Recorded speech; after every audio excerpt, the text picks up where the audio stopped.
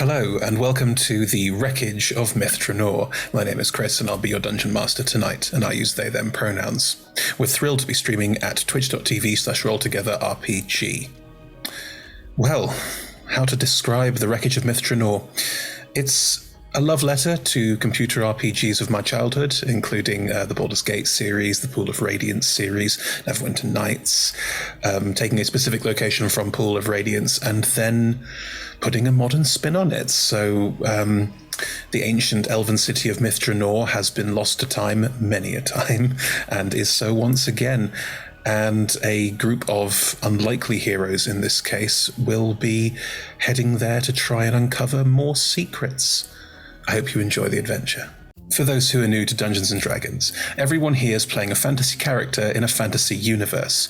They all have their own unique character sheets in front of them, which tell them who they are, what they can do, their deepest, darkest secrets, and what dice to roll. They'll mostly be rolling a 20-sided dice, and you should be seeing a little number ticker up here in the corner when they do. 20s are good, 1s are bad, everything in between is on a scale, so feel free to boo and or cheer depending on what's happening in the story. And while they play their characters, I, the Dungeon Master, will play literally everything else. So anyone they encounter, any monsters they have to fight, any weather patterns, story beats, anything else, that's all me. So you'll see me playing a huge number of people alongside them. Now, I'm very excited to introduce you to the cast of The Wreckage of Myth Drannor, so without ado, here they are. Hi, I'm Nat, I use she, her pronouns, and I'm playing Ildrathni Elendor, who uses she, they pronouns. Ildrathni is an elf, definitely not a Dhampir at all. No, mostly elf. And also a cleric and a little bit of paladin, and is currently traveling with a very, very ancient elf on a mission to go to the renowned city of Myth Drannor. Hi, I am Rebecca. I use she, her pronouns. I am playing Ava, who also uses she, her pronouns. Ava is an Azamar, warlock of the undead.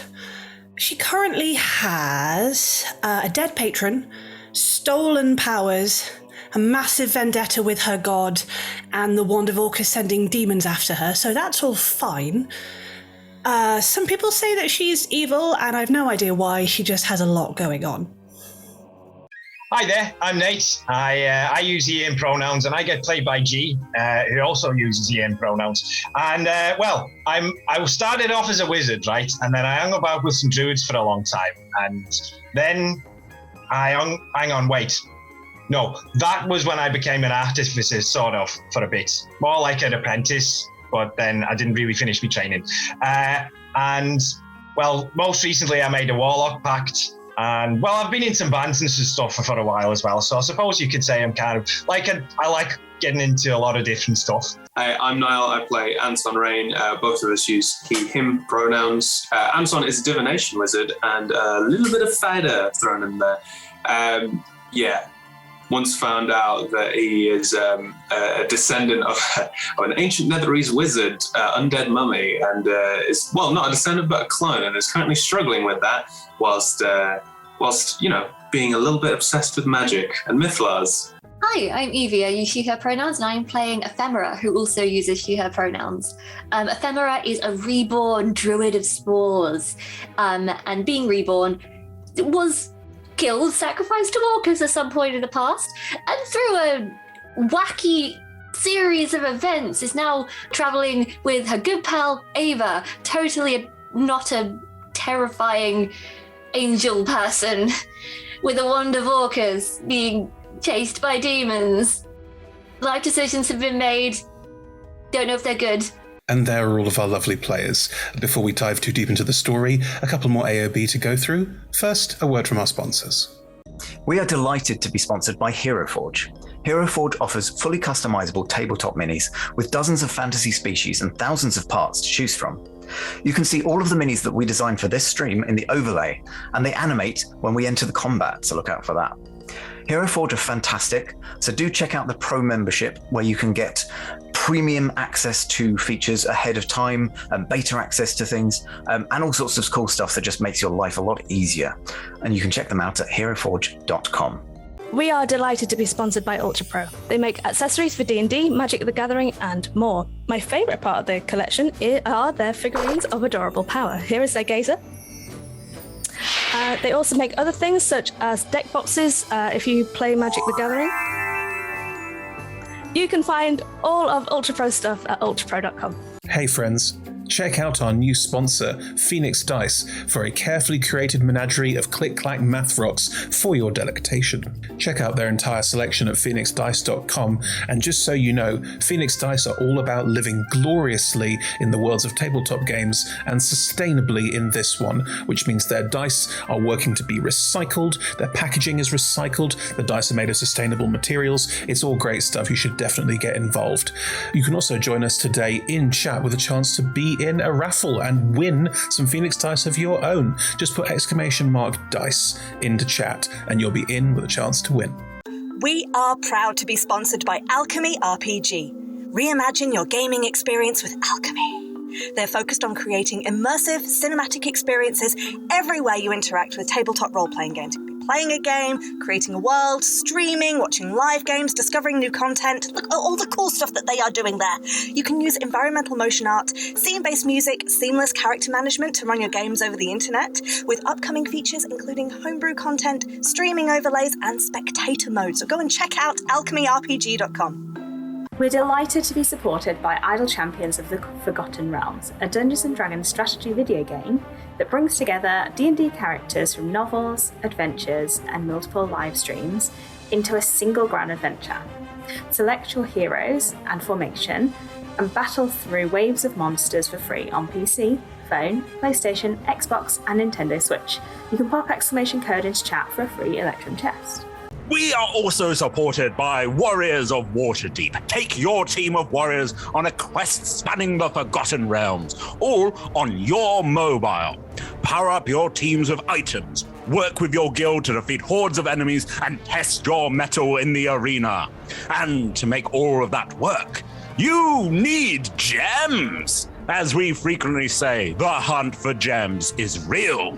Pop !wow gems into chat for a link to collect free gems and get yourself that nice sword you've been looking at, or revive your heroes against a deadly foe.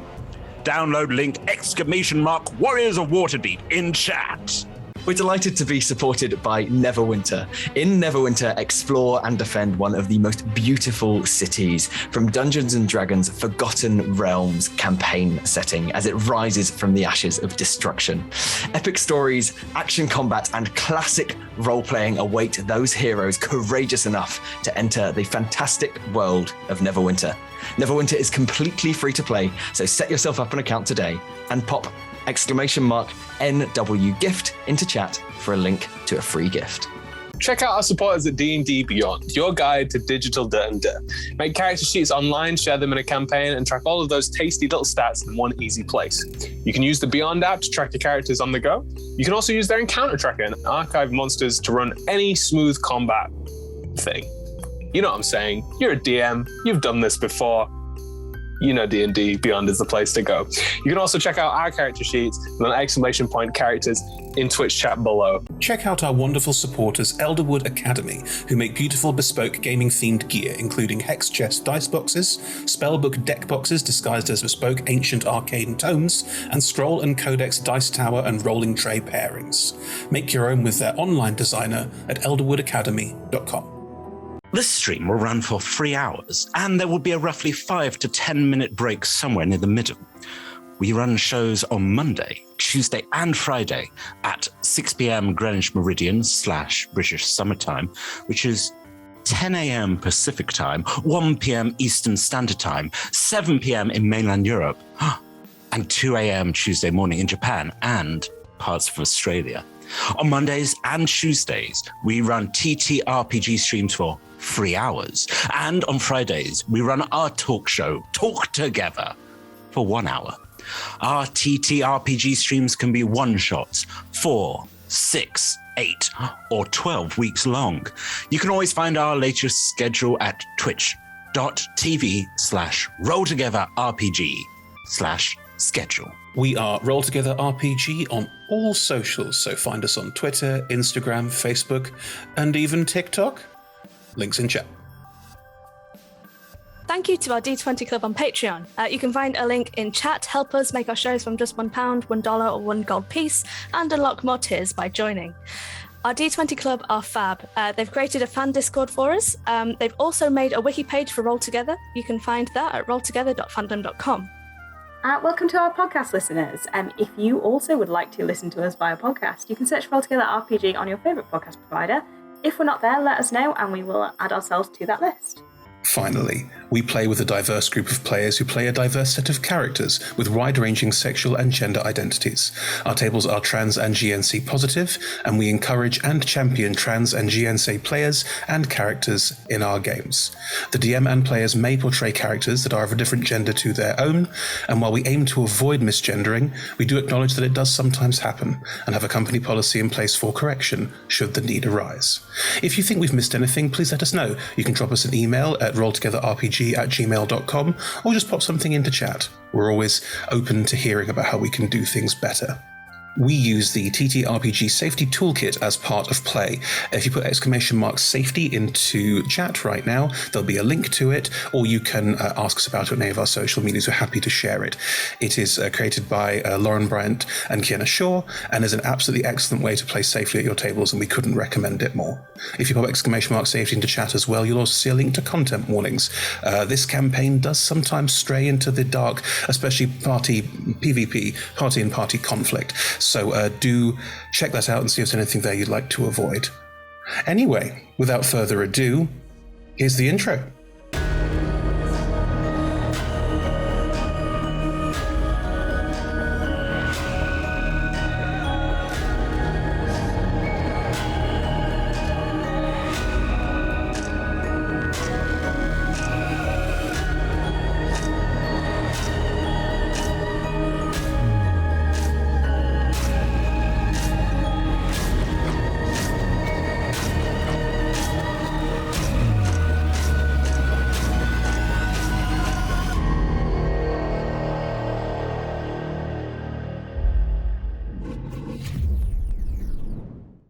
Welcome, everyone, to episode 4 of The Wreckage of Myth Drannor. How's everyone doing this evening, this morning, wherever you are in the world? A pleasure to have you. Welcome. Right. Ooh, last time was big. Last time was big on all the reveals, right at the end. It was like that big. Like that big. So big. So big. So the party made their way. They had a big encounter with a beholder who they scared the shit out of very quickly, and who got trapped under their own tower in rubble. They got some information from the beholder about what they were going to face in Myth Drannor. There are some demons and guns, and 2 of those guns were found by Nate and Anton, an antimatter rifle and a laser pistol, respectively, I believe. Sounds right. Mm-hmm. I've got them equipped. We've already used it once, haven't you? Yeah. Anyway, the party at that point, Ava and Ephemera had kind of split off a bit because Ava wanted to just kill the beholder, and everyone was like, maybe that's a bit mean. And then the beholder was really annoying. We probably got to the same place, but we got to anyway. But in either case, Ava got huffy and stormed off. I think I'm going to say that a lot. And went into one of the crypts with Ephemera to try and find where the way through, the way to go. Meanwhile, the remainder of the party, stopped by an ancient statue in the Polyandrium, the cemetery of Myth Drannor, which is outside the city. And Ildrathni had a moment. Am I alive? Am I an elf? Am I human? Am I dancing? Dancing, yeah. All of these things happened. At which point, Ava and Ephemera in the underground, in the tomb, had an encounter with some terracotta warriors that seemed to want to make you terracotta as well. And a creature that we started calling the the backstory machine because it makes people relive their worst memories, and sometimes on bad saving throws share those memories with people around them, which, you know, is quite useful. Anyway, it's in the ethereal plane and can do this from there, so you're all like, there's something there, but we can't see it, apart from Anton, who can see it. You managed to stop the terracotta statue from turning Ava into a terracotta statue herself, and Ildrathni's very well-placed wall of fire has now given you a path with fewer of these things to deal with through this tomb, through this room. And the wall of fire seems to be enough to keep the rest of them either at bay or utterly destroyed very, very quickly, because they've now got a lot of hit points. There are 4 statues remaining between you and the illusory wall at the back, which has a door in it, which Anton can see because Anton has true seeing at the moment. Anton can also see the gallows speaker, is what it's called, a big floating, very much Grim Reaper death floating thing in the middle, slightly off to the left, of the tomb, currently attacking people around with their worst memories. And there is a path you can all run down. But as I recall, in initiative order, because we're diving straight back in, we are going into, yes, that's right, D&D Beyond, resume combat. It's really great. Love that it can do this. Resume. Nate, it is your turn. Drafne has just started holding their head, and is clearly reliving something awful. No one else gets to see it. Okay. Boo. Holding their head, which is, I guess, quite awkward, because in one hand is a big shield and the other hand is a giant hammer. So that's taking up a lot of space. Actually, that's a good thing. Ava's backstory reveal was that her husband, who we've never heard about before, was killed, came back to life as a reborn, and then torn apart. Did you say by whom? No. By a group of nasty people. So that's a bad memory. Whereas Eldrath's memory was of being killed and off the chance to become a full vampire, and instead becoming a Dhampir at the hands of LaRouche Melodata, a villain from a previous campaign. Mispronounced Ladouche. Ladouche. It is. Do keep saying it wrong. I am not sinking. Okay. And technically it was Ladouche that killed her, and then Manzurius offered them the chance to... So, Evie had a silver backlash, but Ephemera doesn't care at all. Good, right. It's so hard to make Ephemera not care, because I care so much. You'll find out. I'm sorry, G. Nate, it is your turn. I apologize. That's all right. There are 4. Yeah, there are four of the statues. How many of them could I get in a 15-foot cone? And 2. 2 of them. Okay. Then how's this? So it's a wizard thing. So Nate kind of, again, gauntlet with the wand in. He sort of twirls his hand around, and like a little ball of sort of yellowish white energy appears, and he sort of like flicks it up in the air and catches it in his mouth, and that's his bonus action of casting Dragon's Breath.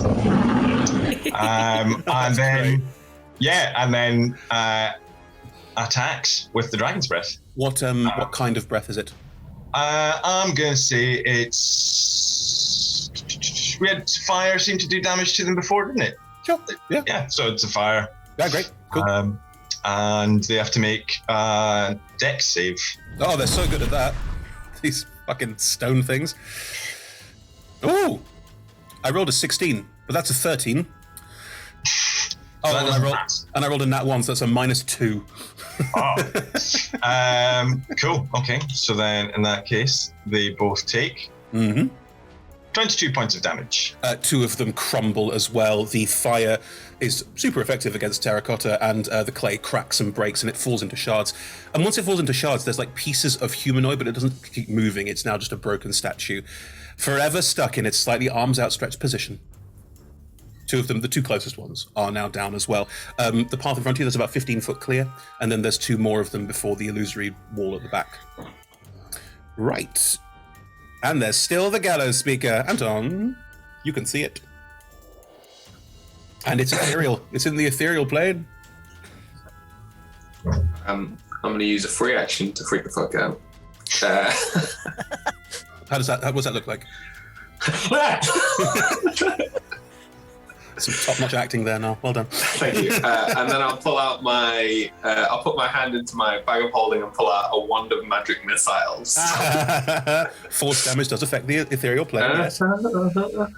Yeah, I'll use all 7 charges on the Grim Reaper thing. I forgot what it's called. Is it Gallows Speaker? Called a Gallows Speaker. Sweet. I'll kill it name for a monster with...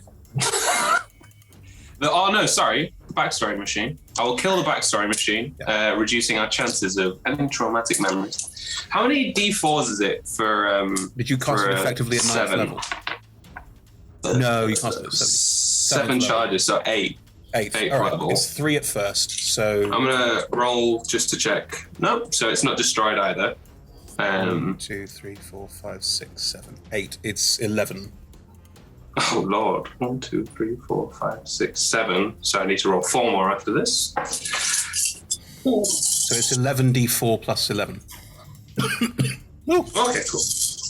Cool. So that is 5, 10, 12. 12 plus 23, 24, 35 points of force damage. Which, I think he just very casual wand of magic missile. Just pulls out a wand of magic missile, screams, and just loads of. Anton, what are you doing? They're over there. You will note, actually, I will allow this. You will all see that Anton's magic missiles appear to impact something in midair. You can't see it because it's in the ethereal plane, but they appear to be sort of do sort of impact damage on nothing. So you all have a sort of vague sense that there might be something there. Anton, only you can see this. It looks surprised and affronted that something managed to hit and hurt it, and its focus is now resolutely on you. What a poo. That counts as casting a spell because it's a wand. It's using an object, technically, yes. Yes. And that, I believe... Oh, hang on. Does the magic item... This is all... I always fall down on this. Does the magic item say that it lets you cast the spell, or does the magic item cast the spell itself? That's the distinction. It says, while holding it, you can use an action to expend one or more of its charges to cast the magic missile spell. You are casting magic missile, so you can't cast the spell. That's correct. I believe I can't do anything else. So I think I'm just going to say to Ava that the thing that's attacking this is right there. I don't know how to make it any clearer. It's pretty invisible. You're the only one that can kill it. Deal. Ava, it is your turn. Can I assume that she is panicking so hard, but she has seen Eldrathni get freaked out without being touched by a terracotta thing? She has seen Anton impact this thing, and she has heard Anton. She's wise enough that she can know what to attack? No, you don't know. No, of course you can. Cool. I'm gonna, again, panicking, so nothing fancy, and also force damage. It's disadvantage attack rolls because you can't see it. You have the general vicinity, so you can at least try and aim for it. But you I'm gonna roll 6 Eldritch Blast at disadvantage, please, Chris. I was just kind of hoping that, Rebecca's natural aptitude of rolling high will cancel out this disadvantage. Again, I have plus 12 for each one, so they should mostly hit, I hope. Hang on. You have a plus 12 to hit. Its AC is 12. Oh. I mean, I'll roll very quickly and see if any of them... You might roll 6 double... at once. Yeah, no. They all hit. I'm just seeing if I get double nat 20s because it's me. No, I don't. But they all hit. Cool, that's fine. Go for your life. Yeah. So, Ava is like... Is she? Yeah, she's probably just actively sobbing at this point. She is as far from the put-together, composed, horrible Ava that you've met as you can possibly imagine. So it's going to be 60, 10 plus. Loving the visuals here of licking flames, so everything's flickering in the light. You're sobbing, tears running down your face, and just firing bolts of energy into nothing as something appears to start appearing and screaming in midair. It's great. And but again... Canonically, she was behind Eldrathni, right? Who was kind of just... So I'm assuming you're, peeking out from behind. Oh, no, I'm going through No, yes. Who stood there just going... I think she will have seen that her shield is incapacitated and is going to, screw her courage to the sticking place, step out and aim at it. And again, same as last time, because she is panicking and because of that particular memory, her magic is much less crafted and lazy, and it's much more ferocious radiant. Great. Fantastic. Right. That is 6. That's 2, 8, 13, 20, 29, 38, 68 points of damage. You machine gun fire Eldritch Blasts, as you are wont. And again, you pepper this space with... And it becomes visible. You can all see it now. It is... huge, like massive rents of weird smokiness have torn away from it. So it's looking a bit amorphous, but it's still very clearly got a Grim Reaper style face and body as it stares down at you all, screaming with weird, magical, necrotic violence. It's not dead. Good. Cool. Another round of this. Hooray. Ephemera, you can now see it, but there's also 2 more of these stone things. Or you could just run for the door. I mean, I encourage all of you to just run for the door. These guys have got it. Oh, it's just Yes? occurred to me, Chris. Well, I didn't do a con saving throw when I got hit by the psychic damage for my wall of fire. oh my. Go on. I feel like I should have shut up about that. I respect the honesty. You will be rewarded with nothing. That is not true. I'm very nice. You all think I'm so mean, and it's not. No. I mean, it's a just non-nat prepared. 20, and I took, 7 psychic damage? Yeah, you're fine. So, yeah. I really didn't think it was going to fall, honestly. Yeah. But there you go. Cool. Right. Thank you, Nat. So, yeah, Ephemera. Well, these guys seem to have the big beastie in the middle kind of sorted, to be honest. Mm-hmm. And everyone's screaming and crying. So I'm gonna bonus action shillelagh my staff, make an arc around the thing and hit any of the terracotta that want to get me and try and go for the door. Sure, there are 2. How many attacks around do you get? Just 1? Yeah, just one. You can smash one on the way, run past, and then run past the other one if you want to. It's entirely up to you. Yeah, I'll be fine. I'll be fine.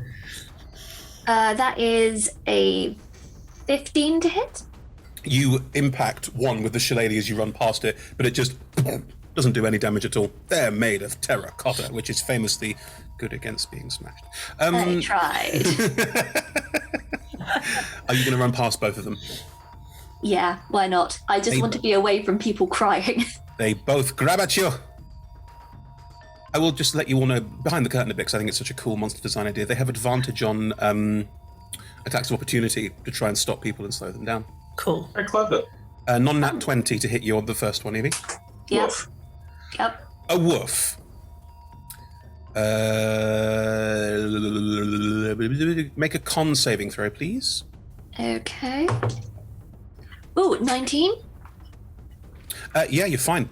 You do take 8 points of bludgeoning damage as you run past, and one clonks you, I'll say the shoulder as you go past, quite a hefty blow that staggers you off your feet as you try and circle the other one, who will also try and strike you. Mm-hmm. Mm-hmm. Come now, Mr. Bond. There we go. Even better, 24 to hit you. Advantage on rolls is just such a good thing.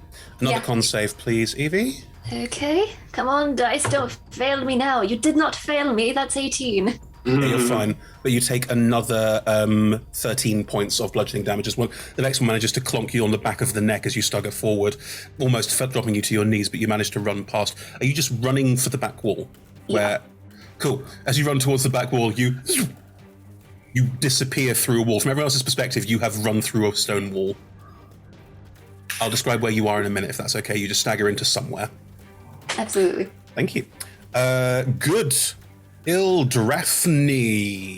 Oh, my turn already. Yeah. Okay. Cool. Done a full cycle. Everyone's had a turn. Yeah. Okay. I'm assuming.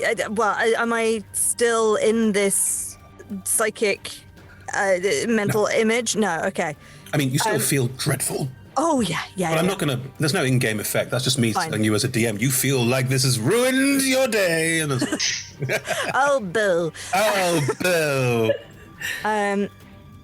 Yeah, I think the thing with when she died, when she was murdered, is that she went over there without her armor, without her weapons, because she was not expecting to have a fight. But this time she's got a big ass hammer, and I think the urge to fight back, I think, is just projected on this creature. Now that they can see it, I don't care. There's terracotta things in the way. I'm just going to run over and smite it. It's currently floating up in the air. I can spider climb. It's in the middle, unless you want to. Is it not? I thought it was like in the corner. No, it's floating above all of this. It's above the wall of fire. Is it close enough to a wall that I could spider climb up a wall, jump off the wall, and smite it? You'd be on the far side of your own wall of fire, but yes. Sure. She's angry. Okay. I will fully allow it. I think it's fucking awesome that you basically turn to a wall. You just run up it. How does your spider climbing function? Because your spider climbing is subject to your vampiricism, so... That, yeah. I think it is do you do the Dracula scuttle? Please tell me you do the Dracula scuttle. Yeah, I think it's turned it a little bit feral, and I think the initial memory is she's on the bit more crouched on the floor, just kind of looks up at it, and just again bares the teeth, and then just up the wall and leaps off it and bam with the hammer. I will never lose the fact that Gary Oldman in a ridiculous wig scuttling up a wall where the film is sped up so it looks super fast and scary will always be my vision of this. Even though it's not that creepy and just a bit weird, it's always going to be my vision. So yes. Carrying a giant hammer as well. Carrying a shield and a giant hammer. Yeah. I will allow that you do a sort of weird scuttle up the wall, almost to the ceiling, and then do a leap, spin, hammer, two hands straight down on top of it. Go for it. That's a 31 to hit. Of course you hit. Are you out of your tree? Okay, so I'm how cross am I? How many spell slots do I have left? I'm gonna smite at 4th level. I want it gone. I mean, it's possible. Okay, so Keep the backstory machine. Bludgeoning is 17 bludgeoning damage, plus an additional 2 radiant in general, just from applying my Forge Cleric thing. And then at 4th level, it's 2d8 plus 2, 3, 4. So that's another 5d8. Here we go. It's undead, so the extra dice for the smite go on as well. How many extra? I can't remember. What? Under Divine Smite, you get to do extra damage if it's a fiend or undead. Okay. I believe it's another 2d8. I will assume it's 2d8. Where are you, Divine Smite?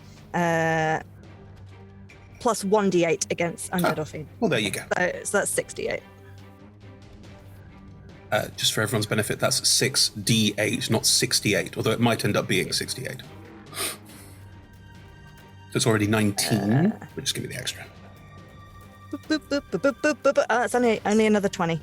Quite a few levels on that one. Oh, shame. So that's 39 total. Yeah, okay. Eldrathni, you smack it out of the air. It doesn't move like a body because it's not really there. The hammer goes through it, and there's that sort of you impact through the middle of it, and the smite sort of radiates out from the inside of it, and more of it is torn and shredded away as you do this. You will fall past it and land on the ground on the far side of your own flames. I will say far enough away so you don't get burned by your own flames. However, there are more stone statues here. That's fine. Cool. As you land through this and land, there are not that many left. Your wall did a quite good job of taking out quite a lot of them, but there are still a couple left, and they're both going to lean over towards you. Actually, don't make noise. The stone statue is going to move over towards you and are going to make grabs for you. These are not attacks of opportunity, they're just regular old attacks. 14 will not hit you. No. A 7 will not hit you. No. Ooh, but a nat 20, which is 25, will. It will. There we go. What's your AC? You 21. can't see. Why? Because this firewall is opaque. But am I not stood at the edge of the room? Won't I be able to see both sides of the wall? The wall of fire. No, it literally cuts off the entire room. It made a pathway, and it's 20 foot high, I believe. So no. Fair enough. Okay, so 20 points of damage because it's crit. And make me a con save, please. I rolled a 19. On the You're fine. Hey. You can feel the calcifying effect wash over you briefly, but that was the con save for that. Yes. So then a con save for keeping my wall of fire up. Yeah.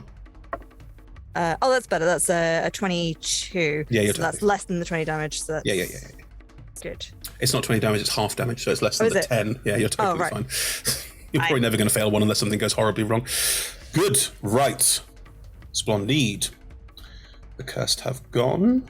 The two that Ephemera ran past, the one at the back is going to turn around it's going to see a stone wall and go, there's no one there. They're both going to slowly make their way towards the three of you in the doorway. They only go 10 feet around. They're not going to make it to you, but they are slowly moving towards you with their arms outstretched. Maybe one mouths join us, but they don't make any noise. Good. Meanwhile, the gallows speaker is hacked off. But why? Just had a significant amount of damage done to it. No, it's fine. Which of the Lovely. three of you is it most cross at?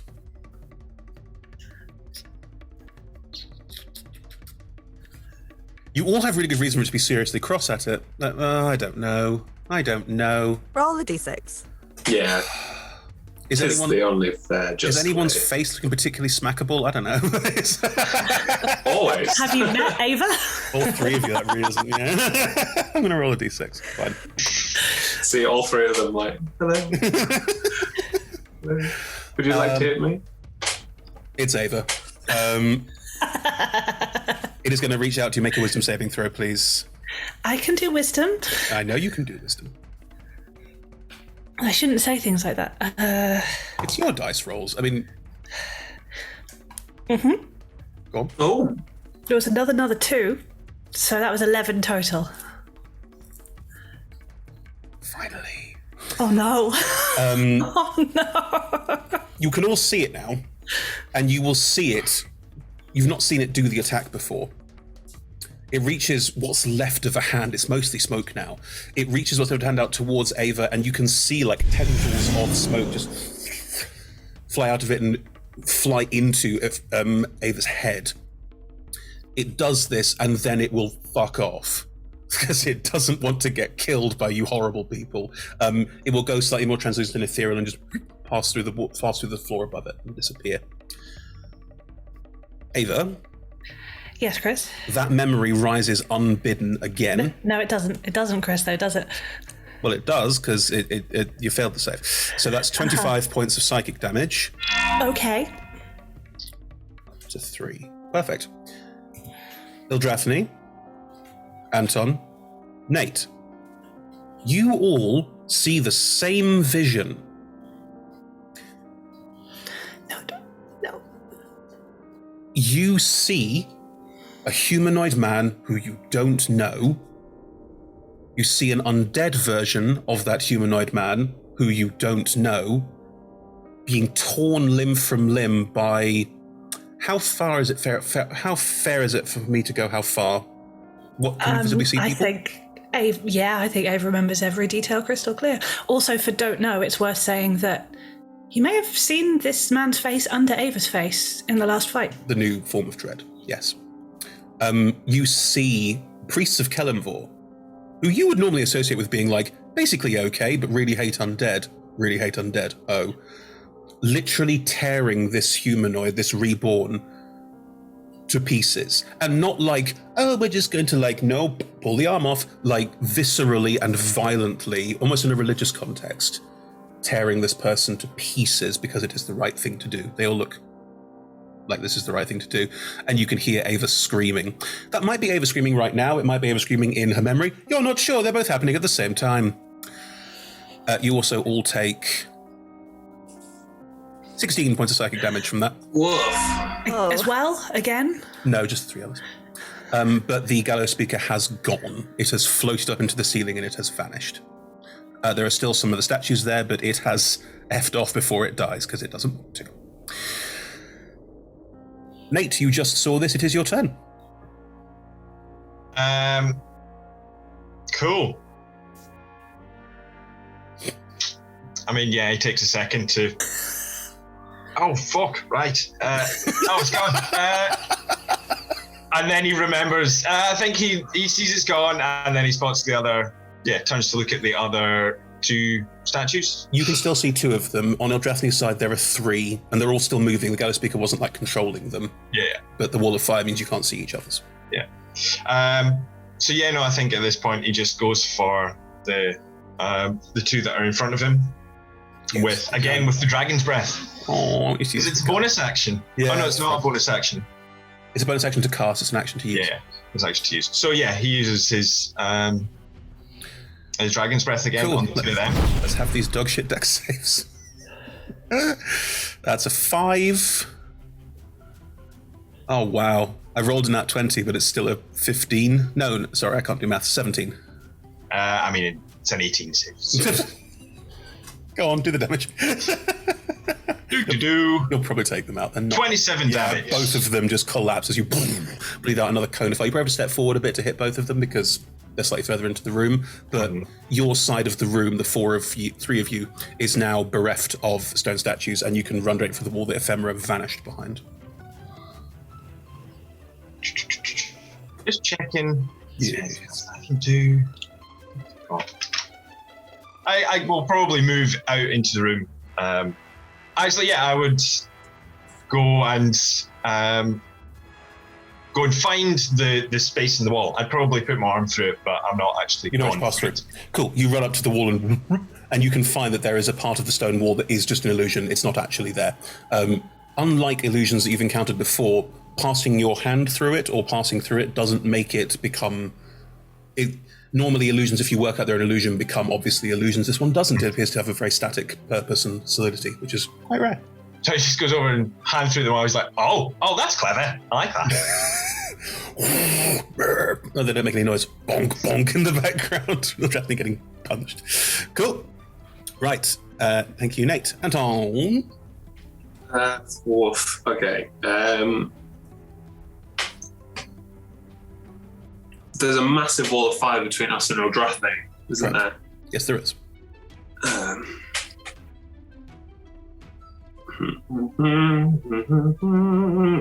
it's about 20 foot high. Isn't it now? It's 20 foot high. Yep. Yeah, I thought so. Okay. This is helpful. Can I? Oh, this is right. As I'm standing with my arm through the wall, also just call over. Eldrathni, are you all right over there? Well, that thing's gone, and these other 2 are dead.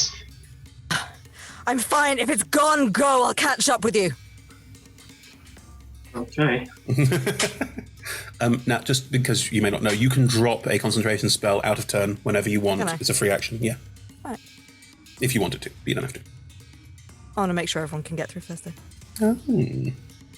Check out the paladin. I'm going. And the cleric. God, sanctimoniousness. Right. Is the route's clear, isn't it? Nate's just gone through without being scathed. I was going to ask Nate. Sorry, I meant to ask. Is it your tentacle arm that you've stuck through, or your regular arm? The way I'm imagining it, actually, is my regular arm. Right. So Nate's regular arm is now in the wall. And you can run over to him. It's fine. Sweet. All right, I'll turn to Ava and be like, we better leave. And then just run off. Okay. Are you've not taken actions or bonus actions or anything? Are you going to run up to the wall? Are you going to run through the wall? Yeah. I was going to say, like, for flavor-wise, could I grab Nate and also, like, jump through the wall with them? I know it's not, you technically can't move another player. Do you get down, Mr. Yeah, you can, of course you can. Do you get down, Mr. President, Nate? Do I get what? Sorry, it's when you run up to someone and go, "Get down, Mr. President," leap on them and then fall through something with them. It's the best game. Yeah, basically. Nate, do you let this happen? Technically, it's Yeah, why contested not? grapple. Cool. In which case, you both go flying through the wall, where you will find Ephemera in a second. Cool. You are out of the room. Ava, it's just you and Ildrathni now, but you can't see Ildrathni at all. Ava misses her turn. Oh, shit. You just stay there. Yeah, Ava's not doing well. Can we attempt a slight retcon then? If you were visibly not doing well, would Anton have noticed that and potentially? Kind of assuming that's what Ildrathni's for, but Oh, I see. On the big wall of fire. like, I as a player, if it gets to the point where all four of them have moved on and I'm still there, I will just get over myself. What I But meant for was- now, Ava's not doing well. I thought there might be an opportunity, that's all. If Anton had looked over at you and said, let's go, and you clearly were shell-shocked and unable to move, Niall, do you want to revise that a little bit? Would you have just left Ava clearly shell-shocked there? He'd have gripped her by the scruff and dragged her along and then rugby tackled me. Oh, wow, okay. Then Ava, she would you will- let that happen? No. Okay. Contested grapple then, please. If you'd used your words, maybe, but not like that. Oh, but I have a strength of 5. I said we need to go. Is it... What am I using for... Is it acrobatics? It's athletics or acrobatics for you, and it's athletics for Anton. Well, will I use my +2 on my -3? I rolled a nat 1. What is this room? This room has broken me. I rolled a nat 1. So that's either -2 or 3, depending on which way around whether it's... Oh, no. Now, what'd you roll? I'm grateful because I rolled 9. This awful, like... What happens when Anton grapples you and tries to pull you out of the room? Just going to scream at you and try and claw you to get you off her. This is not okay. I'm gonna get to safety. and then shove Nate through, and then hopefully barrel through Ava as well, and then turn to look for Ildrathni and be like, "Eeh." Oh well. And then Ildrathni did say, "Leave me. I'll deal with this. You lot move on." I will allow. I think I'll wait at the door. He'll wait at the door because this isn't as fun as it was before. Cool. As long as he's got Ava and Nate through, he'll look back for Ildrathni and be like, "Hey." You know, it's against the rules, but fuck that shit. I will allow that you grab hold of Ava, move her through the room, push her through to get her out of the room, and also manage to... you basically push her into Nate and then push both of them out of there so that all three of them, all of Ephemera, Ava, and Nate are out of the room, and you're there peeking and looking for Ildrathni. That's fine. And he's like halfway in, halfway out, so he's probably like that. Half a body poking out of a wall. Ava, Nate, you fall into... You don't fall to your knees or whatever. You can... Just language. Into a tunnel. Compared to the other things that you have seen around here, the visual of this is completely different.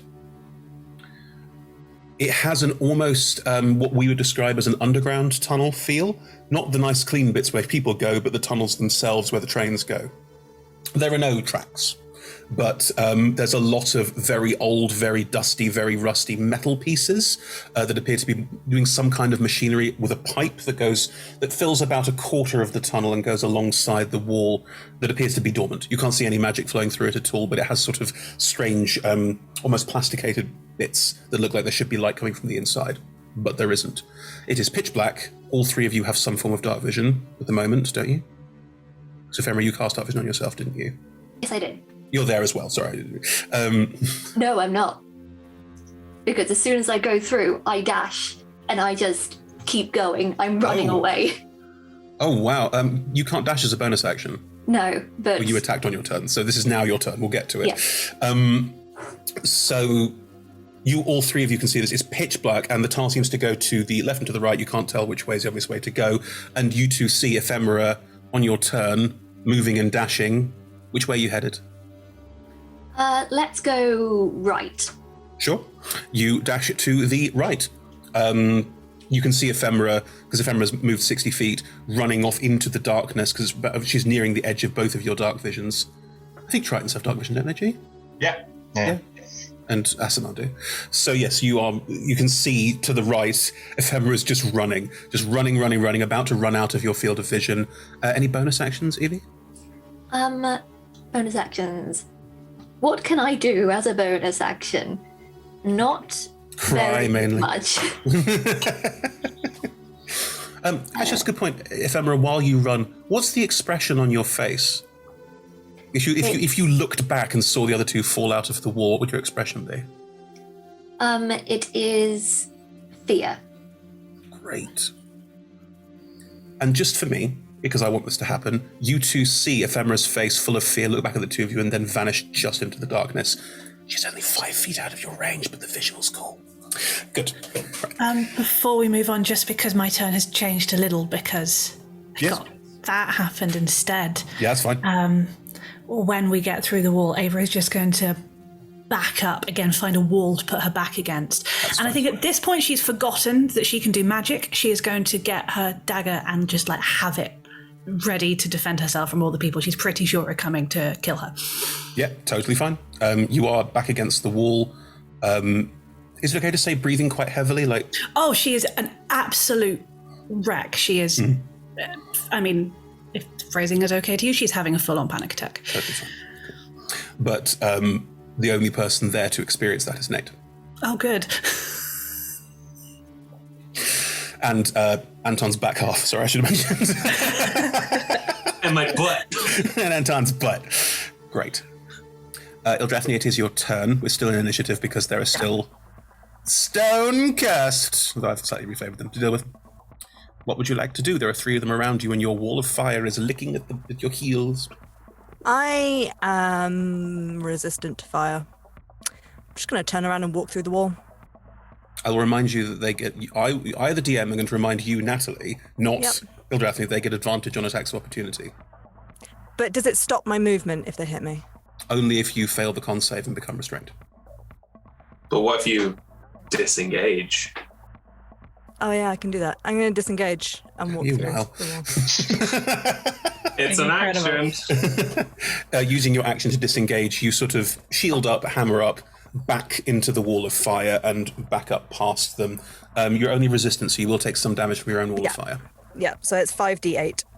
Cool, you take half. Which is...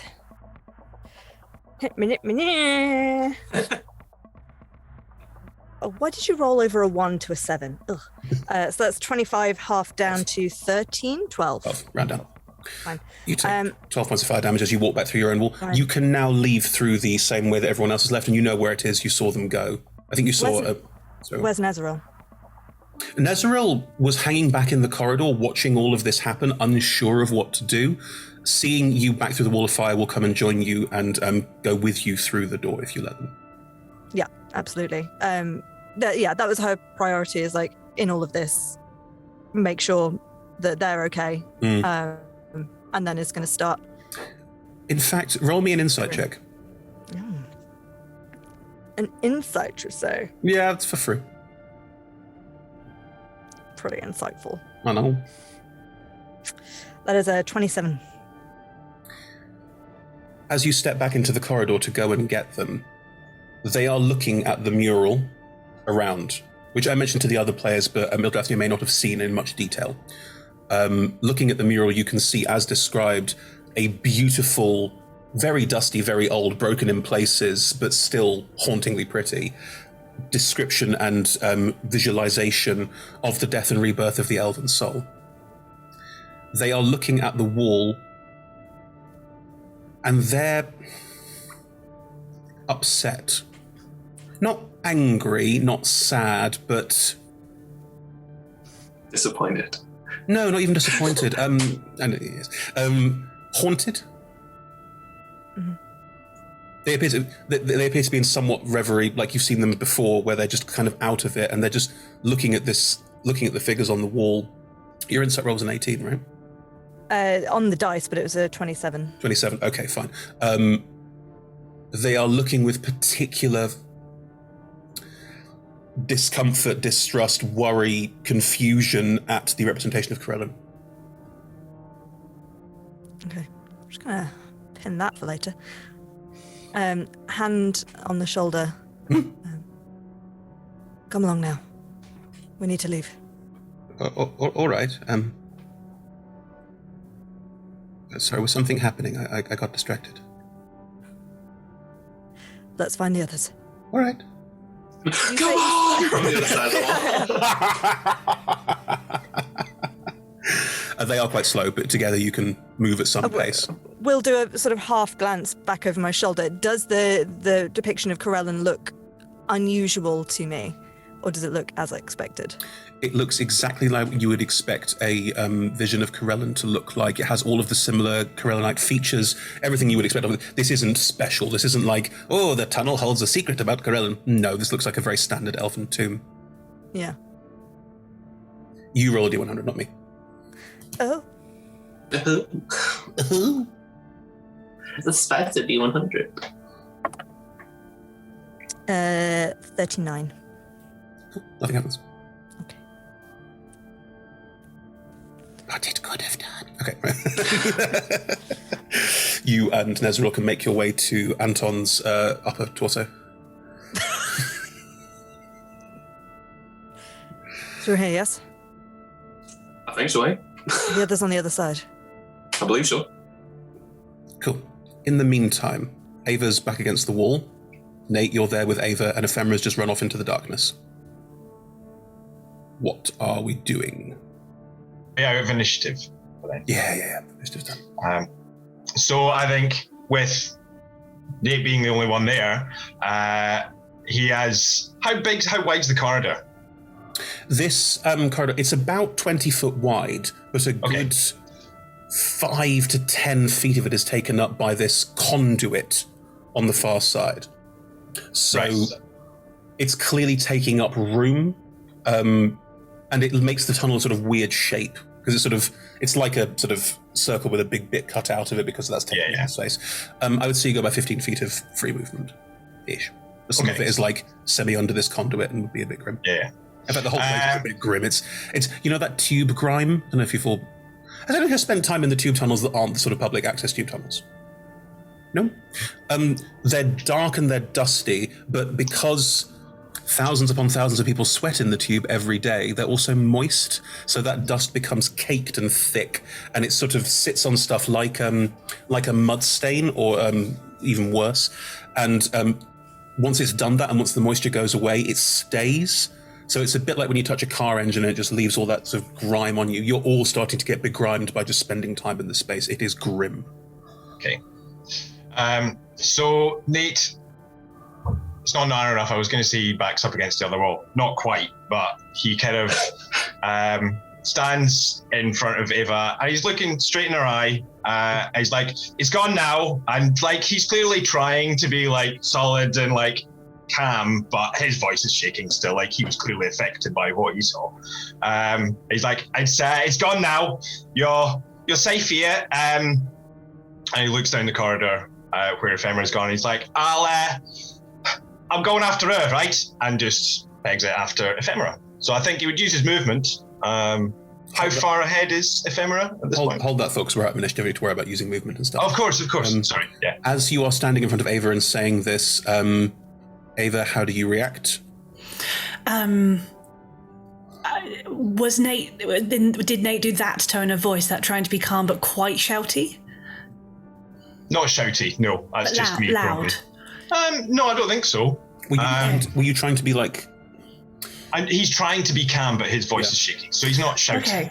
He's not being loud. Okay, that changes things. I think she will pretty much look past you. Her eyes are looking everywhere, looking out for where the danger is coming from. But when you say when she hears Ephemera, she will like make eye contact with you and give you like the smallest nod, and then be back watching out for where the bad things are coming from. Are you going to stay while Nate goes to find Ephemera? Yeah. Cool. Yeah, she can't move at the moment. That's fine. Then in which case, Nate, did you saw where Ephemera went? You're running after. Yeah. You have the same movement speed. Ephemera, are you slowing down at any point? Yes, once their voices are a bit faint, I slow down to just a regular 30 feet and I cast Pass Without Trace and try and hide. Great. Cool. Oh, yeah. You're more than welcome to. The tunnel continues ahead of you, dark, mysterious, big hole in the sky in front of you. It's all because your dark vision only goes a certain range. Roll me a stealth check as you stop slow. Do you try and squeeze into one of the this almost like cable that runs alongside the side of the tunnel does leave nooks and crannies. And there's the occasional sort of like riveted thing keeping it in place. There's plenty of hiding spaces in and around the cable space, basically. Yeah, I'll try, and if there's somewhere that looks very anonymous that I could just kind of disappear into, I try and find that. Sure, there's no access tunnels yet, but you do find a place you can squidge down. Like the, I don't know if you've seen the trough at the bottom under the rail lines, which is there literally so people can fall in there in case they do fall in. You can find a space to sort of wedge yourself in. And was this a stealth check you said? With plus 10 because I passed that trace. Cool, that was... Sorry, it was a nat 20. With then a +1, so it's a 31. We're never going to see you ever again. Is this the end of Ephemera? Ephemera's gone now. No, it's amazing. One with the tunnel goop. I live it now. There could be mushrooms in that goop. Yeah. There's certainly much room. Nice. Gee, does Nate have any possibility of breaking a 31 with a perception check? No. Well, actually, yeah. Cool. Then in which case... Wait, hang on. Sorry, I'm being a tit. Hang on. You've got to have a plus 11 or higher. No. I've got another idea, though. Okay. As you run down the corridor, you cannot see Ephemera. Ephemera's vanished. So yeah, obviously not seeing her at all. If you see Nate sort of run near, and you can see Nate now, Nate looks... How does Nate look? Still a bit panicked? So yeah, a bit panicked, and he's slowed down. He's trying to sort of step softly to listen. Absolutely. Ephemera, like, can you come back? And when he gets no response, he will cast Locate Object on Ephemera's hat. No! Foiled. My hat! Cursed by your own fashion sense. Sneaky, sir. Sneaky. I think it's fair to say that if you cast Locate Object on Ephemera's hat, you will see that Ephemera is squidged down, hidden behind one of these sort of struts that hold this cable up. But it's up to you how you want to engage with the fact that you now know where Ephemera is. So I will stop. I'll kind of walk past a bit and kind of stop and maybe like pace back and forward a little bit and be like, so like, no offense, but I know you're in there and you know, you can come out whenever you like. Have I gone far enough that I can see? Can I still see people back? Presumably not, actually. You can't, no. Everybody else is still back there. I don't think Ava's doing very well. You know, maybe you look pretty scared, but you know, maybe if you and Ava were with each other, neither of you would be as scared as you are, you know. You just hear a little, she's scared of me. Just as I kind of shrink a little further into the wall. Well, look, I don't know much about your history, but from what I saw, it didn't seem like you that she was scared of. I think out of everybody here, you're the one that she cares about the most, actually. So, It's like you can see where the hat is, just kind of. It's completely still, and you can't see her, and so this little like hat just goes meep meep, like a black mage from Final Fantasy. That's my vision now. all right. Well, like I said, you know, you can stay in there for as long as you like. So I'm just gonna hang about here, if that's all right. And hopefully everybody else will catch up in a minute. Just hear it. I'd like to be alone, please. Oh, okay. I'll leave you alone for a bit. And so I'd like to then walk back up the corridor, ideally to a position where I can see both places. You can. 60 feet of dark vision means you've got 120 total. So yes, you can still just about see Ephemera just sort of sat. You can see the hat. I think it was fair to say that the disguise was really, really good, but the hat's just about visible. And you can see as Ava in the corridor is joined by Nezaril, Ildrathni, and the remainder of Anton. as you all stumble out of the room.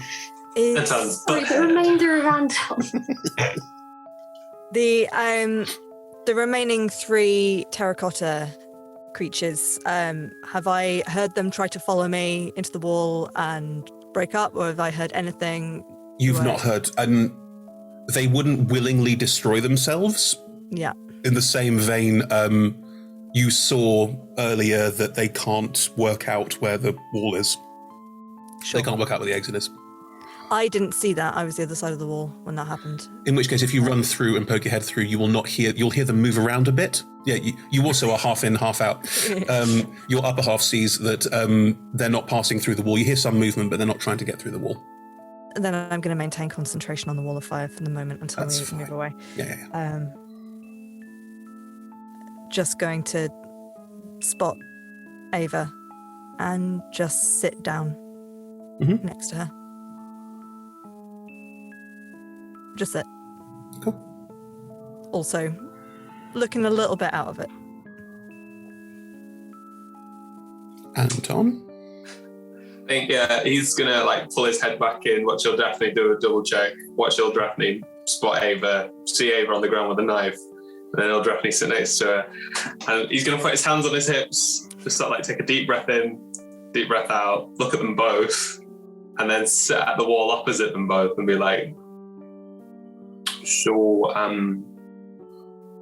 think did that to both of you, eh? Yes.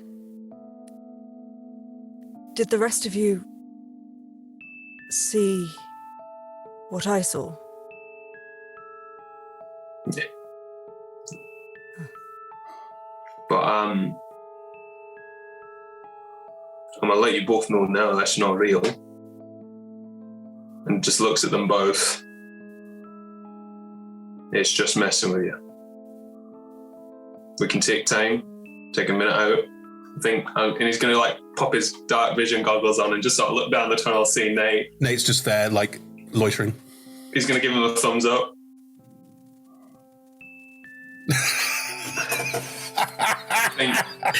That's the tentacle as well. Gee, that might be the most G thing you ever done, isn't it? I think everything's legally alright with Nate and Ephemera. But if we need to take a minute, we can take a minute. Did anyone else get hurt? Hello, hey. Beauty. Ava's looking pretty physically banged up as well as brain banged up. Still potion of greater healing. Fine. You have a potion of greater healing, Ava? I do. You don't need it. We'll get there. Nezeril is standing in the corridor looking at all of you. They missed all of this, so there's a certain amount of they're not going, what happened? They're just watching all of you and trying to take this all in and are respectfully not butting into something they weren't party to. Eldrathni would know this, but the two of you who don't know them so well, roll me an insight check. You can choose to be my character's not interested in this shit right now, Chris. We're out of the room. Everything is better. That was a nat 20, so 29. There you are. We got out of the curse room. So all I need to do is create adventure set entirely in that room. I rolled a 2, a 2, a 2, and a 1 in that room, is what happened. That's the room where bad things happen. Maybe just gallows speakers have to all the time. What's this? It's another Wayback Machine. What'd you get? 19. Both of you will note that Nezeril's expression is one of embarrassment. Putting 2 and 2 together, they clearly got distracted by something and missed something where they could have been very helpful, and they weren't. And there's a certain amount of they hate being old. They hate that their mind is going. They hate that they can't focus. And upon realizing that people who they brought here got really badly hurt because their mind isn't working the way they want to, they will feel embarrassed and move away slightly. I think that's a very good reason for Ava to slightly calm down and come back to herself when suddenly a normal person emotion of just, embarrassment, that's less life and death and stakes and panic and trauma. And Eldrathni's presence, I am assuming, is just quite solid and comforting. And so she will Breathing will slow. She will maybe slightly sheepishly sheathe her dagger. Look, if there's one thing to say about Eldrathni is that Eldrathni is solid. Solid. And then to Eldrathni, you got hit by that thing too? I did. Sorry. Thank you. What do you mean? Why would you think other people had seen what you'd seen?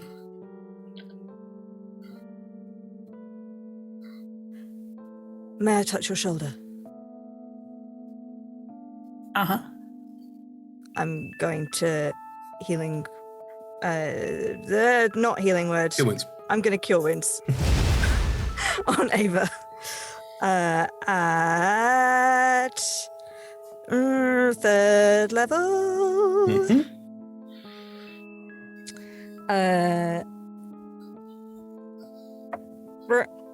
That's 8, 7 is 15, 5 is 23 hit points. Ooh, she looks a lot less dead, thanks. Right. And just going to lay on hands on myself as well. I've only got 10 of those. But... I'm going to take my healing potion, thanks to Ephemera, to get me back up to full. Cool. 44 plus 4, I believe. Oh, to get me nearly back up to full.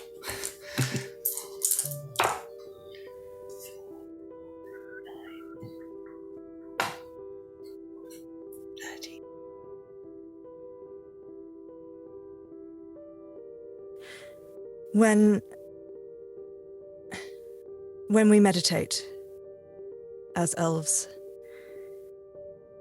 sometimes it's a bit of a process of sorting and arranging memories. Sometimes you can relive ones from your current form, and as you get older, sometimes other ones from previous lives pop back in as well. I've done a very good job over the last couple of years of trying not to remember how I died. But sometimes it still pops back in anyway. It's never pleasant, but in a way it's not. I have relived it before, never quite so viscerally. I'm sorry for you.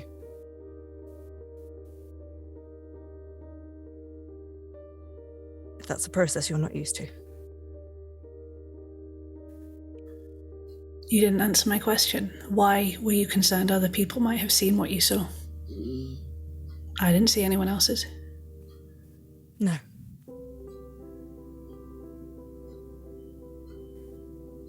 I think whatever that creature was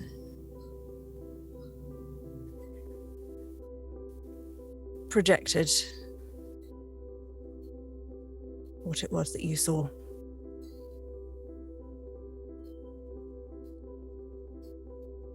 Right. I'm telling you this in the spirit of being honest. I think you'd rather that than we pretend that we didn't. You think correctly. But know that none of us would willingly have pried into your personal memories like that. I think that's not quite true. Looking at Anton. Never seen that before until today. No. You're lucky. I mean, there is a story behind it, but... I imagine so. It's not a very interesting one. Depends if it's the one you want to tell, then I'm all ears. If it's not, we'll consider that book closed. I hurt Ephemera, didn't I?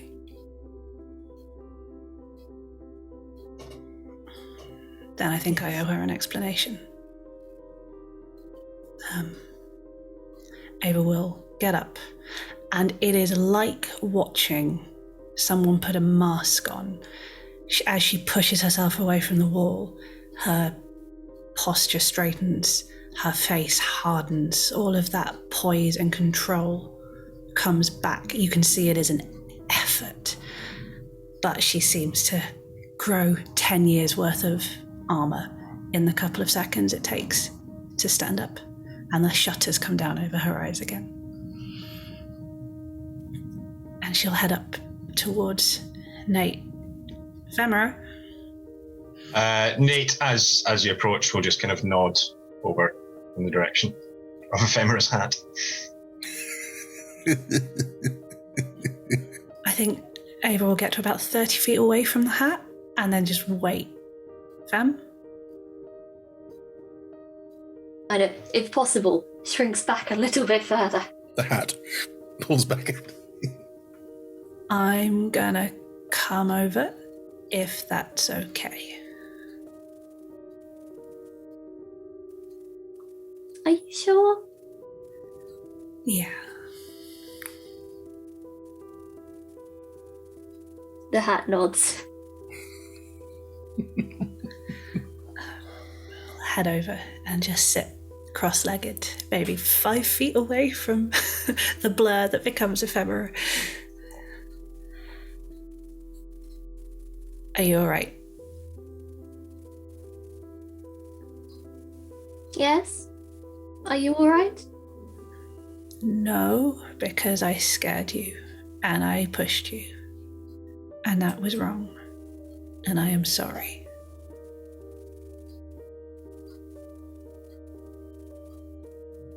I thought you were different. I thought that you trusted me.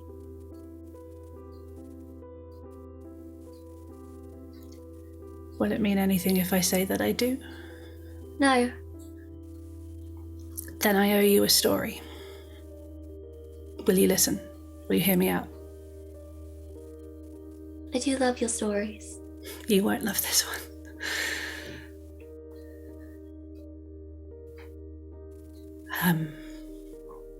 I think probably it's one that our companions should know as well. They were all there.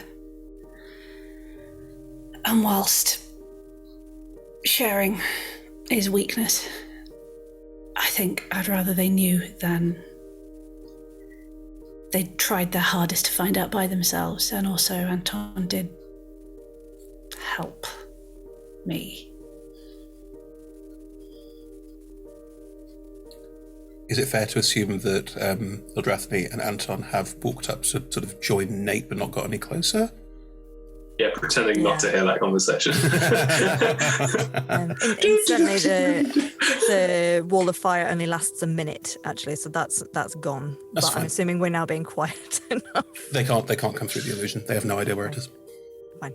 They have no concept of illusions. I was mostly concerned that they would be able to hear us talking the other side of the wall. Okay, fine. Do you, because Nezeral's, the embarrassment has led, as these things often do, to being a bit lost in their own head again and haven't noticed that you're all moving on.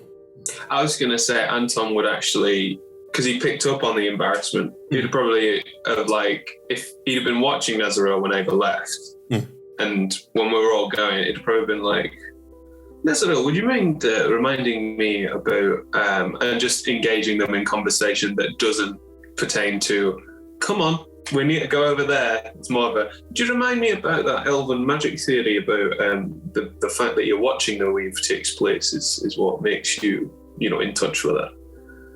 That's a theory. It's one and then I'll start walking with them. Isn't this fascinating? Look. And we'll sort of tap the sort of conduit, which was gives a hollow boom as they bounce their hand off. I'm not sure if this is one of the life spring wells, one of the channels of earthborn wind, or one of the liquid fire channels. Isn't it fascinating? Sorry, what? Yeah.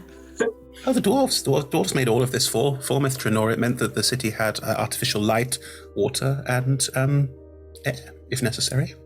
The dwarves helped create Myth Drannor. Yes, well, it was there beforehand. They just made it better. When it was still called Manthor, of course. Okay. Most inventive, these things. And we'll natter away as you all move forward. If you all overhear what Ava says, do you then go, whoop, time to go over, or do you wait until invited? Nate would wait. I mean, yeah. also like have dark vision, so can see Ava clearly, so would wait to be beckoned. I owe all of you an explanation and some thanks. I'm not feeling my best. Could other people use a rest? Is now a good time, or do we need to keep moving, and can this wait? I'm going to divine sense, see if I can see anything nearby. Sure. Your divine sense pulses out all around you. Remind me of the exact wording of divine sense, please. Sense anything affected by the Hallow spell, know the location of any celestial, fiend, undead within 60 feet that is not behind total cover. Yeah, that's the wording. Yeah. Where you are, nothing. Mm-hmm. There's a faint hint of undeath back from the way you came, but you think you know what that is. And ahead of you, about 100 feet down the tunnel, so slightly beyond the range of this, but it's not like it goes 6 feet and just stops. Oh, look, it's a line. No, you get a slight sense ahead of you as well.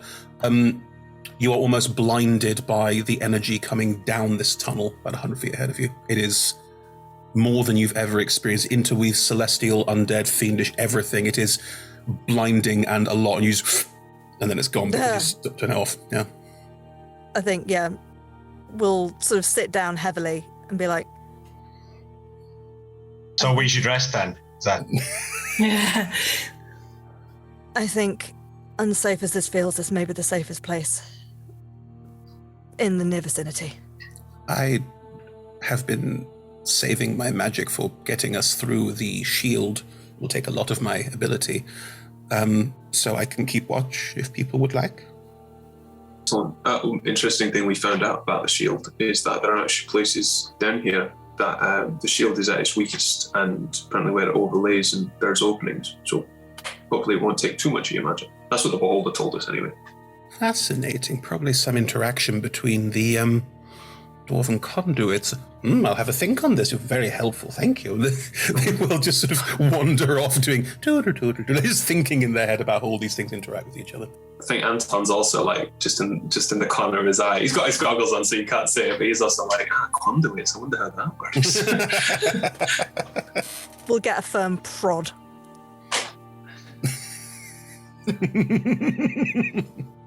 I think you're safe for now, Ava. Right. Also, I don't actually expect any of you to be interested in my life, so, you aren't obliged to listen, but I feel like you can if you want to. And Ephemera, Ephemera. What we're going to do is I'm going to do this, and I want to unattune from the Wand of Orcus.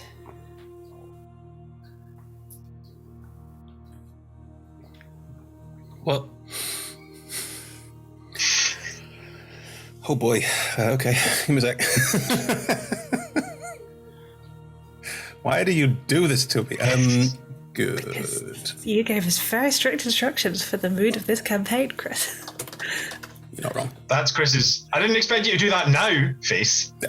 I thought you did at some point, but not now. Right, there we go. Okay. Do you just try and unattune to it completely? Yep. Does it look obviously like Ava is pulling it out and looking like she's ready to... I mean, it's in Petunia, and the point of this is to give Ephemera control, so I really don't want to have to take it if... No, that's fine. That's not necessary. Okay. Cool. You unattune from it. I'm assuming I take a hideous amount of damage when I do. Yeah. That's We're about to long rest, so it's fine. This is why I was like, does Ava indicate this is because I can help? I can make it less bad, I think. But you need to tell me. I don't think she does. No, sorry. This bit is for Ephemera's benefit. Constitution save, please. Cool. We're out of the death room. That's 22. There's 19 on the die. That's almost as high as I go. Yeah. Just on a successful save, you take a lot of damage. On a failed save, you just die. So that's good. Right. I mean, I have a potion of invulnerability I could have given you, but, you know. Not the point. Did not mention it to anyone. No. But what's the DC? Just to how? Skin of the teeth? You're not telling. Great. 38 points of necrotic damage as you... I am resistant to necrotic damage. So that is 19. 19, yeah. That's fine. What you will see is Ava suddenly looks a lot more haggard, and Ava's life essence seems to just drain out and drain into a bag that Ephemera is holding. You can draw your own conclusions as to what that means. Looks bad there. Right. As this happens, again, those shutters that she put up really carefully 5 minutes ago, she is going to do her very best to lower them again. And, right. One is yours now. All I'm going to ask is that you listen. And if at the end of it you understand and can forgive me, then maybe we can rediscuss. If not, that's your choice. The wand is yours. Deal? Okay. Ephemera nodded for the sake of the podcast. Yeah. I don't know how to talk about this. It probably says Ava. I am not a natural storyteller. I'm just going to... If Ava literally says, I don't know how to do this, Ildrathni will hold out her hand in a... Not in a, I can hold your hand kind of way, but in a, here is a guidance. You take it if you want it. I don't know if that'll make a difference. Holy people work. I think she'll take it. All that pride she has gone for a while. I'm not much of a storyteller. I have not had to think. I've chosen not to think about this in 2 years, so you will have to forgive me. I will try and keep it simple. She'll gesture to the birthmark she has of the 3 lines. This marks me out as one of Kelenvor's chosen. In Raven's Bluff, his stronghold, there would be several of us born every few years. We would be taken to the temple and raised as his, to serve and to keep the law and to judge and to lead his people. It was good. It was a good life. There was another, a couple of years younger than me, brought to the temple about the same time. His name was Jeremiah. We grew up together. Everything that I struggled to do because it was boring, or the completely underwhelming, selfless bits of service he would do with joy. That was just who he was. And how could I not fall in love with him? And I have no idea why, but somehow he fell back in love with me. And we got married, and that's how it's meant to be. The temple rejoices when 2 of its own. It was all very bucolic. And we had 4 perfect years together. The temple would sometimes be attacked. It was usually nothing but disgruntled citizens who didn't like the way we were laying down the law, or occasionally raiders or demons with a grudge to hold, and we had guards to deal with it. This time we were unprepared, and my stupid Jeremiah ran to protect some of the worshippers and got killed. And I pleaded with Kelenvor to bring him back. He was the embodiment of all that was good and perfect and lovely. He was my sunlight. And Kelenvor said no. And so I took his body and went to prepare it, and then she crawled into my head and showed me how to bring him back. And I didn't think twice, because you have your rules and you have your laws and you have your gods, but then you have your reason for living, and that is not a competition. And so I did. And then I had to hide him and I had to lie, and I'd never had to tell a lie in my life before. We don't. We are the beacons of honesty and transparency, and I didn't know how. And so I hid him as best I could, and he was found in like a day. And there is only one rule for the reborn. There is only one law, and that is death. But because he was the best, that meant they had to make an example. So, he was still dressed in his priest's robes, and in the middle of the temple, apparently you saw it. They tore him to pieces, and they made me watch.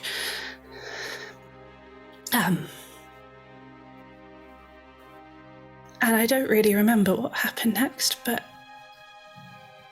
then he was in pieces, and all the priests carrying out the execution were dead. And the voice in my head was telling me I had done it. And it showed me how to pick them up. And I made them walk their own corpses and draped them on his altar. And then I left. And I don't really remember the next few months. I just ran. And I put all of that somewhere in the back of my mind, and she showed me how to, because I couldn't sleep without seeing him, and without remembering him. And I hadn't had to sleep without him anyway for years, and I just couldn't. And so she showed me how to put it in a box that would never, ever come out. And I'd sort of not forgotten, but when you can skip over that place in your mind, and with enough practice you don't realise that you're skipping over it.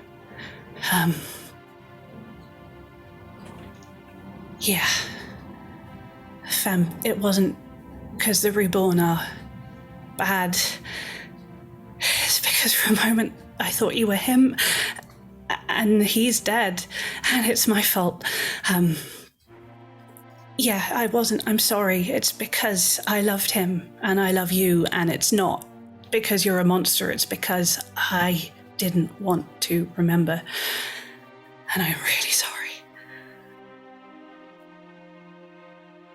They still out there? We're gonna go kill them. Is why Ephemera is going to take your hands and just say, let's turn back, take this wand, and raise them to the ground.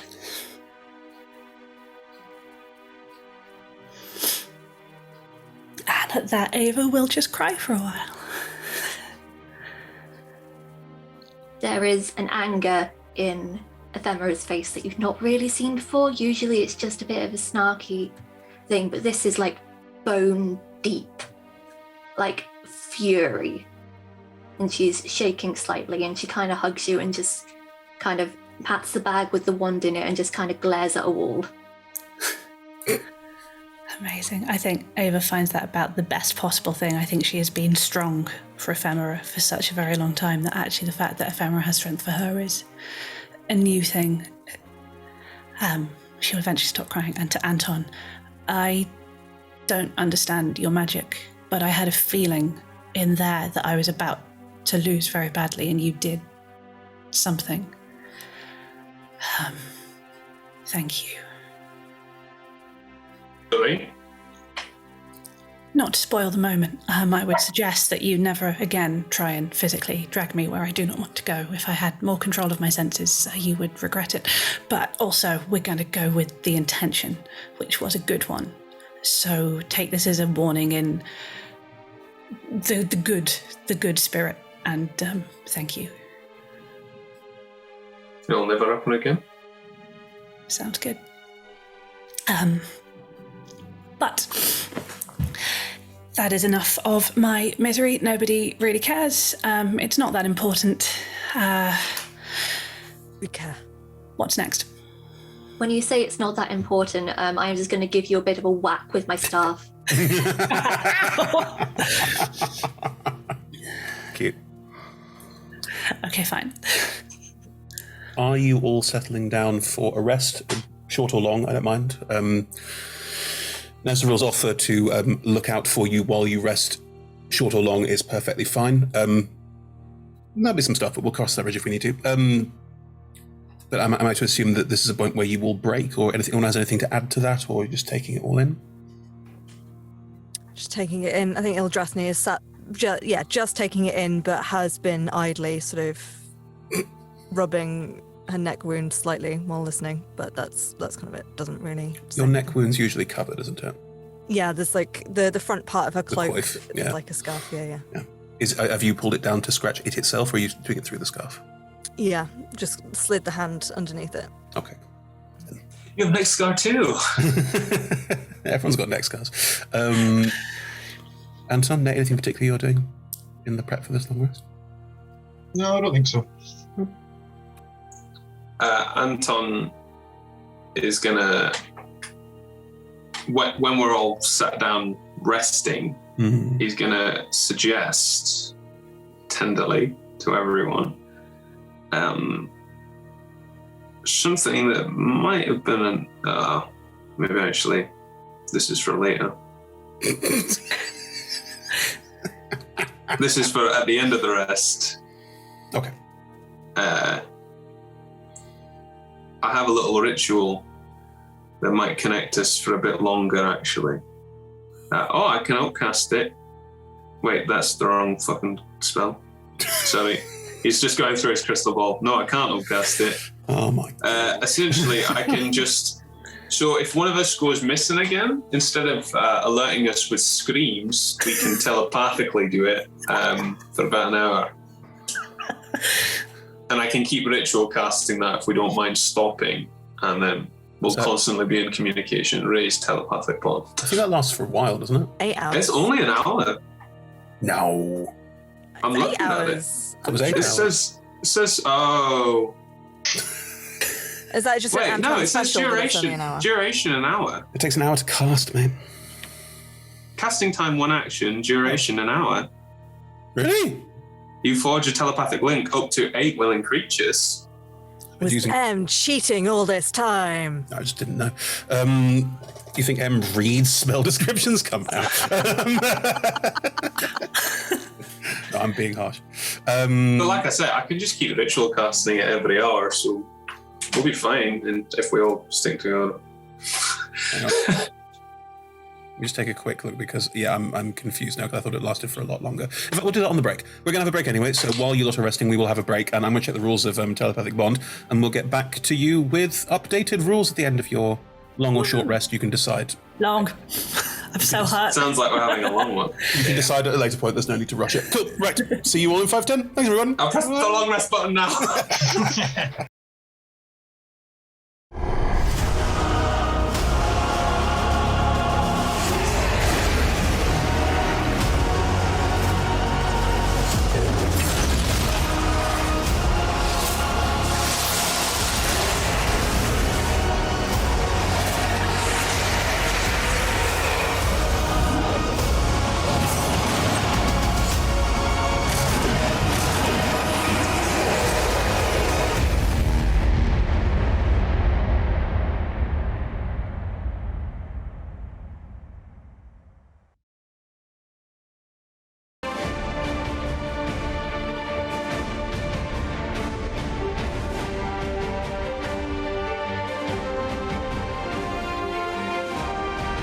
We are delighted to be sponsored by HeroForge.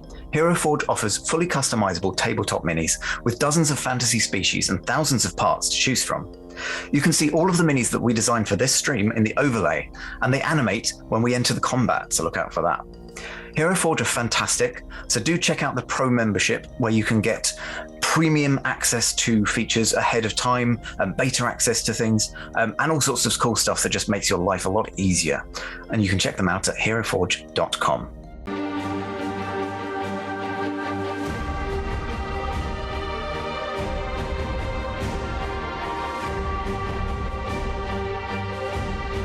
We are delighted to be sponsored by Ultra Pro. They make accessories for D&D, Magic the Gathering, and more. My favourite part of their collection are their figurines of adorable power. Here is their gazer. They also make other things such as deck boxes if you play Magic the Gathering. You can find all of Ultra Pro stuff at ultrapro.com.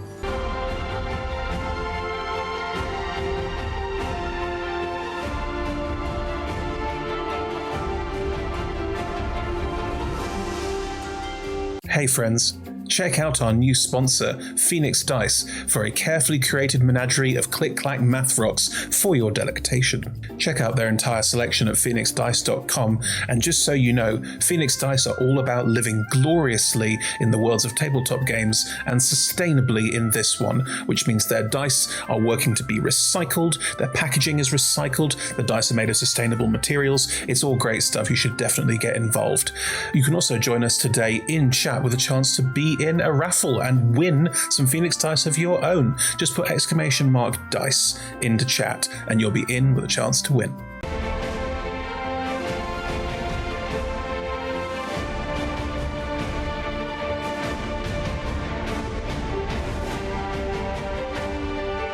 We are proud to be sponsored by Alchemy RPG. Reimagine your gaming experience with Alchemy.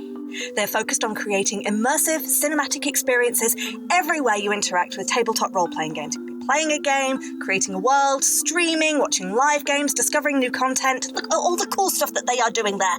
You can use environmental motion art, scene-based music, seamless character management to run your games over the internet, with upcoming features including homebrew content, streaming overlays, and spectator mode. So go and check out alchemyrpg.com.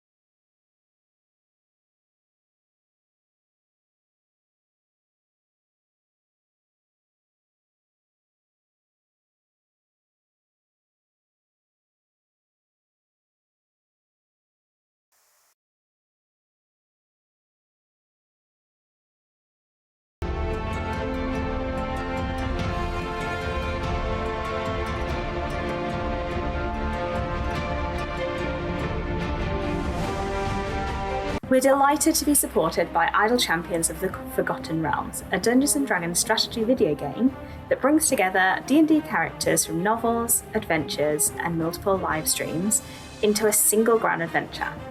Select your heroes and formation and battle through waves of monsters for free on PC, phone, PlayStation, Xbox, and Nintendo Switch. You can pop exclamation code into chat for a free Electrum test.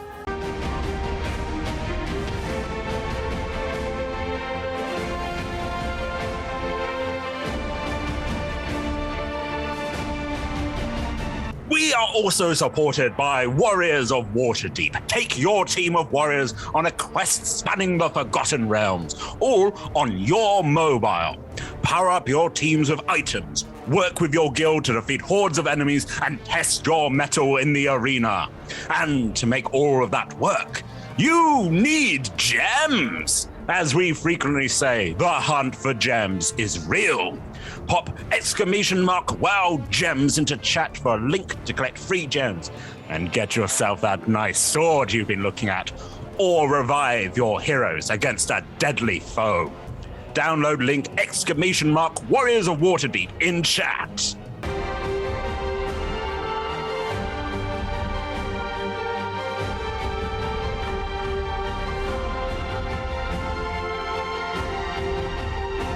We're delighted to be supported by Neverwinter.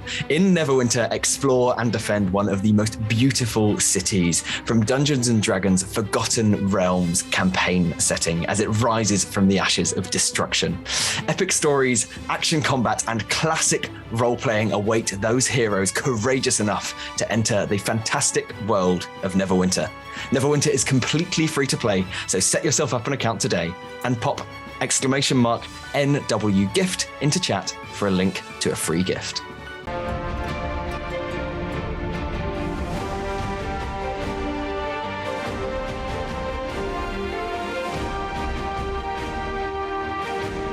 Check out our supporters at D&D Beyond, your guide to digital D&D. Make character sheets online, share them in a campaign, and track all of those tasty little stats in one easy place. You can use the Beyond app to track your characters on the go. You can also use their encounter tracker and archive monsters to run any smooth combat thing. You know what I'm saying? You're a DM, you've done this before. You know D&D Beyond is the place to go. You can also check out our character sheets with an ! characters in Twitch chat below.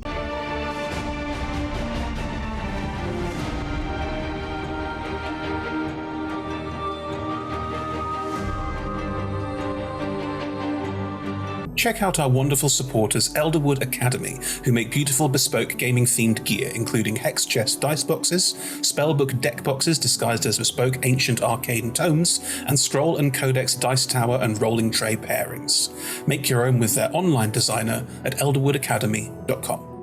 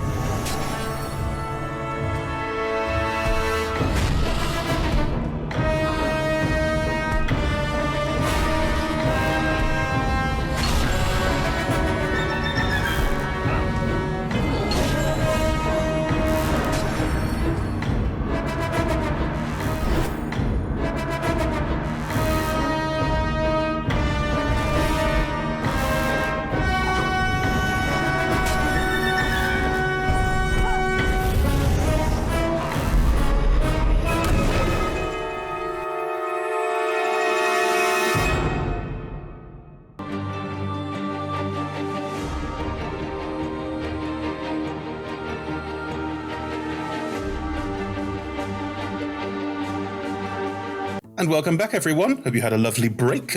We certainly did. I've realised that it's not that I don't know how telepathic bond works, it's that I didn't realise that clever people were using rituals to keep casting it. So that's my bad. So, Niall, in response to the question at the beginning of the long rest, it only lasts an hour, but you can ritual cast it. So you could feasibly ritual cast it continuously to make sure that it's basically upheld for as long as you want it to be. I'm not going to be penalising on that because I think that's a little bit boring, nor am I going to ask you for 10 minutes of every hour to sit down and do nothing. If you want to be quietly doing it in the background to maintain it for as long as you want to, that's fine, and then we'll work out a fair point at which the hour would be up if you had to recast it. Is that okay? Yeah, I'm happy with that. I think in terms of like flavour-wise, just occasionally like little, almost like constellations will crown your head for like 10 minutes. Sure. But they're like arcane sigils rather than planets. But they kind of constellate like you're the sun around. Okay. And then they disappear. That's very snazzy. Cool. Right. Good. Then in which case you are long resting. You wanted a long rest, didn't you? Please, can I reattune to the Wand of Orcus at Ephemera's invitation before we long rest? Before. Yeah, of course you can, but I be careful, all right? It's a godly artifact, and bad things happen when you fail that thing that if you pass it, you take a lot of damage. I'm just saying. Yes, but Chris, I had to make an emotional symbolic gesture to my BFF. It's much more important. Well, I'm going to hold my breath. That's just me. Do you tell anyone else that you're doing this? Do you just do it without thinking about it? You don't need to touch it or anything, as long as you're close to Petunia and close to Ephemera, therefore. I think at Ephemera's rage, and I think Ephemera's taken Ava's hand, I think we'll then just eye contact into the wand. Before you do, Ephemera, the rage that you're feeling at the moment,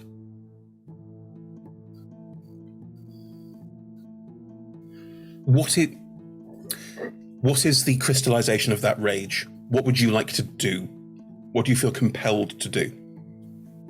I feel compelled to destroy this order that has made my BFF so unhappy and also doesn't hate gingers apparently, but undead. Maybe they hate both. Yeah, maybe. Oh, that's even worse. Only ginger? No. Well, I desire to turn them all to dust and then salt the earth and... Cool. That compulsion that you feel is heightened. Where you might have been going, cool, I'll rest with the others and then go, you might be feeling like, I should just go now. None of this is important. What's important is killing everyone. I want to kill everyone. And it's starting to expand. It's not just priests of Kelemvor, it's all living things don't understand you. You are hated by living things, and it's some bullshit right now. And you're kind of like anything living can fuck off and die. Roll me an insight check. Okay. Oh, I'm good at insight. Yes. Excellent. There's a 19 on the dice for a 29. You are self-aware enough to recognize that these feelings are being artificially heightened. You may even hear a faint voice in the back of your head going, why stop there? There's so much more we could do. And you've been attuned to the wand for a while. You know how it can affect you. I would like... This is... Okay. I would like to reach into Petunia. Okay. And that was 15, so that's fine. I reach in, take out Petunia. No, I don't take out Petunia. I take out the wand. Okay. And I would like to just glare at it and hit it against a wall very hard. Taking out loads of rage on this goddamn wand. You and I, we could... Ow! Jesus! It doesn't say that. It's ow! Please, stop! I'm angry enough already. Okay. But we could. It can't stop being insidious. It will keep being insidious. And we might, but not because you say, Ow! No, stop, please. I'm just gonna take that. Oh, would you like to? Yeah. Oh, you okay, seem a here you little... go. Okay, can I reattune? Ephemera, as you reach out the wand does sort of... Yes, more. It wants to be attuned to more people. Nothing can go wrong. La la la la la. This is completely innocent. All right, Ava, roll me a con save. It just wants more friends. Yeah, doesn't everyone? That is not bad. It's 16. Oh, shit. I have a 19 left before this long rest. Are you saving me again? I think Anton's sat just with his crystal ball studying, and then can I have it so that whilst he's studying, he's discussing what's going on, taking notes, and then Lorian goes over there. If Lorian goes over there, what Lorian says to you is,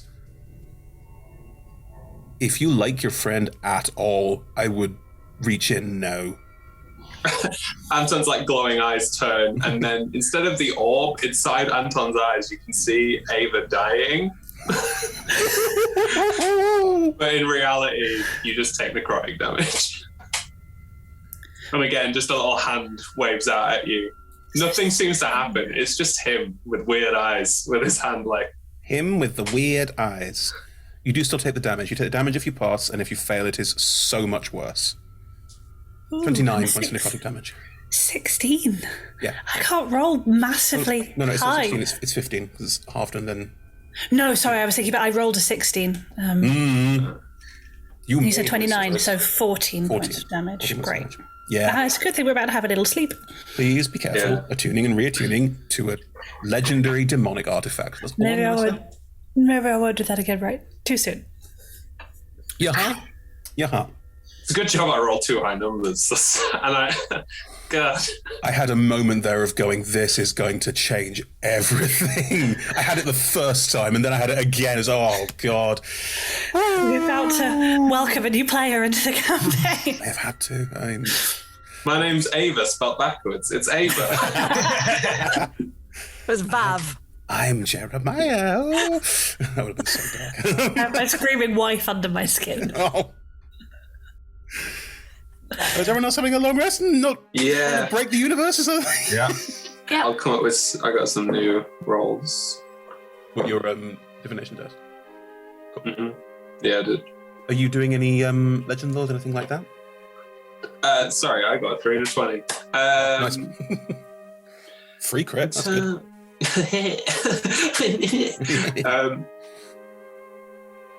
Anton's gonna just sort of like shuffle over to Ildrathni and be like, no, he's gonna reconsider that. Can we have, just for headcanon, that you shuffle over, look, and then go, you're fine, and then shuffle back again? yeah, totally. And then he's just gonna go back to his orb. I don't think there's anything to legend lore really or do or anything like that. You're cool. Everything's pretty fine at the moment. Dwarves helped create Myth Drannor. It's probably just thinking about that. Groovy. Probably chat to Nezeril. Nezeril has wandered off, and not too far, they're about 30 feet away, and they are just taking in the surroundings, and again, off in their own little world. You have got the sense, you've all noted that Nezeril is extremely old, and you've seen that they're sometimes not quite with it. It seems to be getting worse. I'd like to go off into their world with them. Oh, lovely. Okay. Anton will just chat with them. They're stood idly by themselves, and they don't seem to be aware of their surroundings at all. Sure. In terms of the conduits that the dwarven people built, we had that room before was made out of dwarves, humans, elves, and demons. I feel like that was merely a trap. But was it true that elves, humans, and dwarves worked together to help make Kree? Myth Drannor was a multicultural metropolis, and lots of different species were involved in the making of it. I must say the elves of Cormanthia weren't exactly thrilled that there were other species involved, and certainly the district, there's very much a elven district and a non-elven district, but you must forgive my my people for ancient, stuck in their ways thinking. It's all right. I'm part of the Arcane Brotherhood. I totally get it. Oh, I'd forgotten that you were. That's true. Nasty. Sorry. Nasty. Yeah, I know. They totally used me, but hey, I'm now using them, so it's totally fine. Quite. Okay. Tell me more about these conduits. Come and take a look over here. And they'll take you over to one of the conduits and point out. And you can see inside the conduits that there are, where the sort of plastic sheeting is, as described, it's almost like plasticated glass. And if they wipe some of the dirt away, you can see inside it's just an empty conduit. There's nothing in it. But there are strange cogs, gears, small what look like what we would refer to as light bulb sockets and stuff like that, poking out at various points. Have you seen a picture of the inside of the Super Collider? Yes. Cool. A lot like that. Just old, dusty, and broken.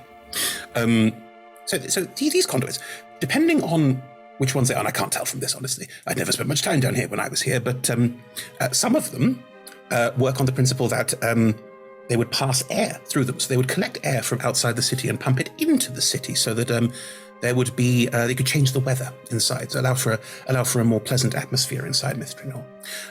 Some of these are also, if you look here, and we'll point at another bit where you can see there's like scarring and burning, they created or found a way to move liquid hot magma around to various different other points in the city to allow for heating, so no one would go cold, and also to magically enhance and power things.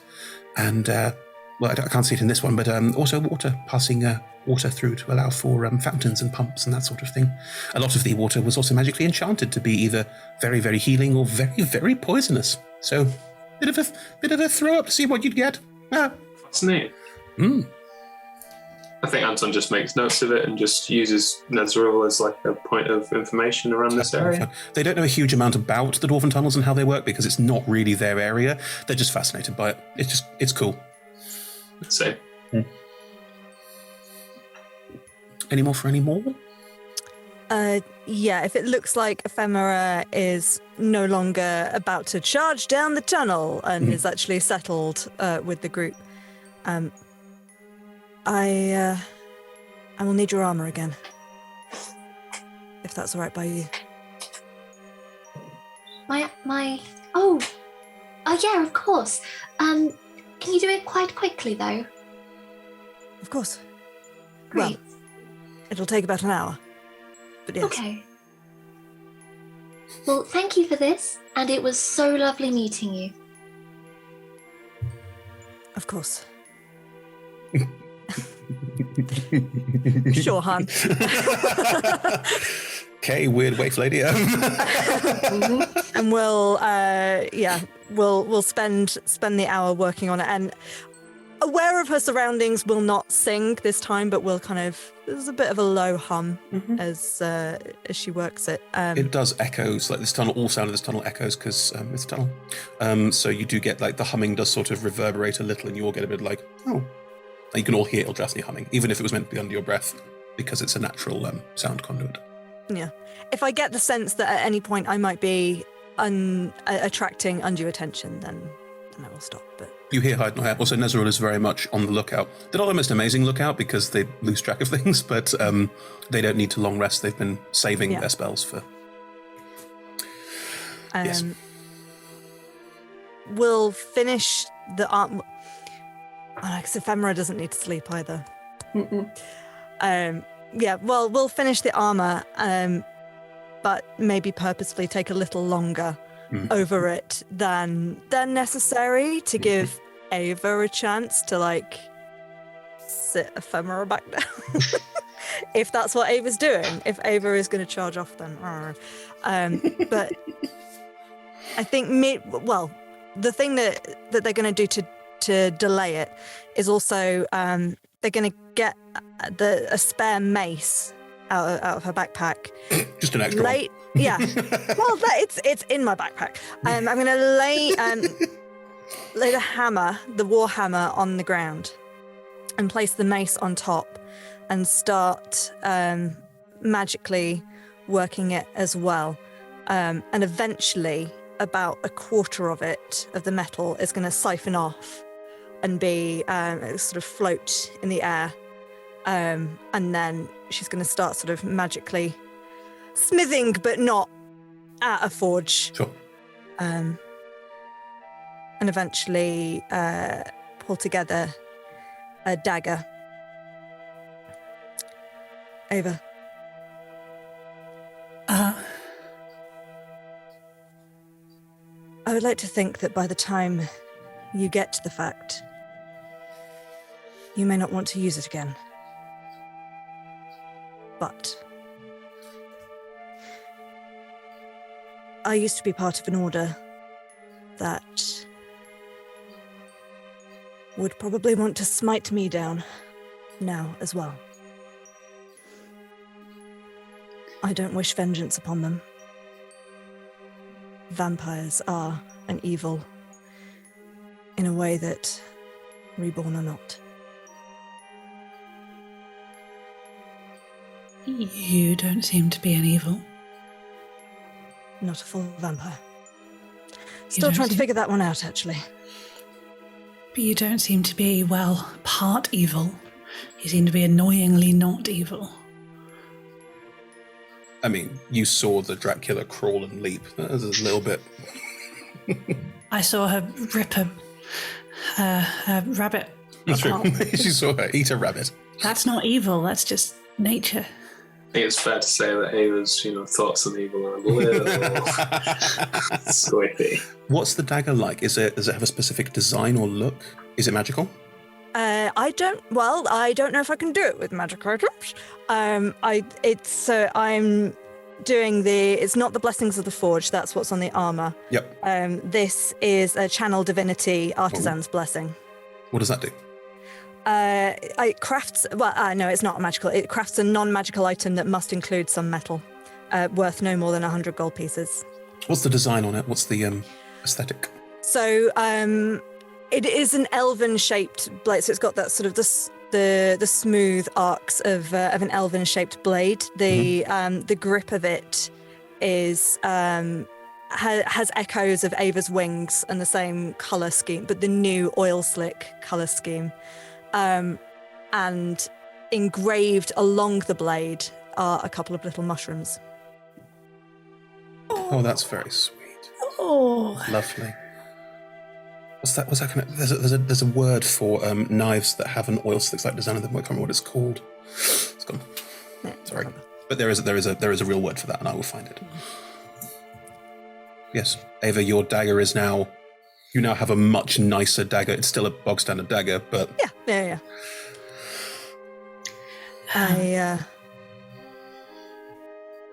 Yes, like I said, I wish that you don't feel the need to use it. But if you do, much better to be up close and personal and see the job done than blast at them from afar. We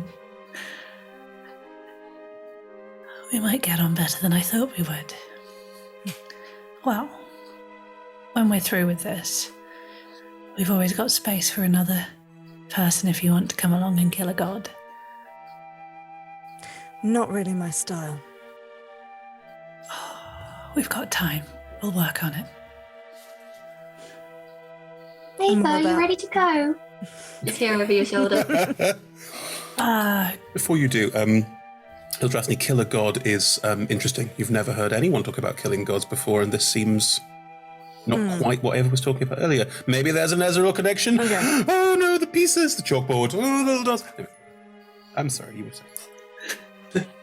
There is no Pepe Silva. Go as in go to. I am about to go to sleep. Yes. No, are you ready to go kill your enemies? After. Drama's not finished yet, darling. Sorry, I got distracted. I'm not used to this. Roll a deception check. I'm so sorry, I wasn't quite busy.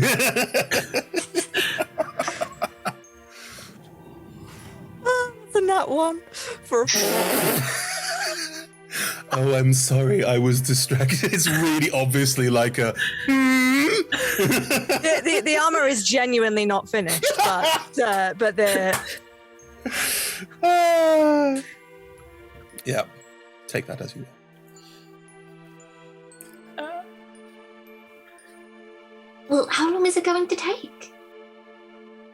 As long as it needs. Emma doesn't like people being vague.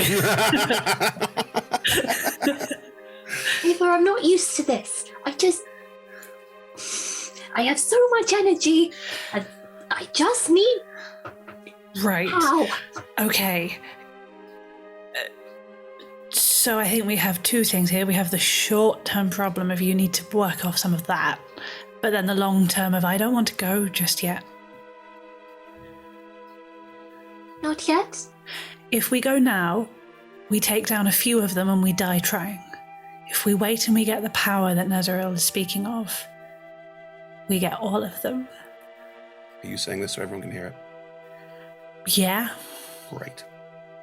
This isn't a secret at this point. And also, Ava doesn't think she's being sneaky evil. This sounds like a completely reasonable response to what the story she's just told. Mm-hmm. You've thought about this? Okay. Okay, I'll trust you. We'll stay for the moment. You sure? You know, if you go, I'll go with you. There are down the corridor back through the invisible wall. Not invisible wall. The magic wall. 3 terracotta warriors that are pretty easy to take down if you need to smash something. Would you like to go and smash some things? I'll be right back. I'll go just to keep so I can see, like stick my face through the wall. I am really injured if this is before the long rest. I'm not going to join in this party. Don't think about whether or not that, that grave reaper would still be there, like go back maybe. Anyway. What have I done? I'm going to make our lives incredibly easy. There's no need to roll combat or initiative or anything. Ephemera, you are quite powerful, and with Ava there to go, no, fire an Eldritch Blast if necessary. You can easily, there's 3 more of them, just, they're still now, they're just standing there. And then as you walk in, they stay standing there because they're waiting for you to come closer. They can opportunity attack you. You have to go past them for that to happen, so you can just run up to one and go bonk on the head with it and smash it, and then the others will start moving. You'll probably take them down very, very quickly if you just want a shillelagh and smack.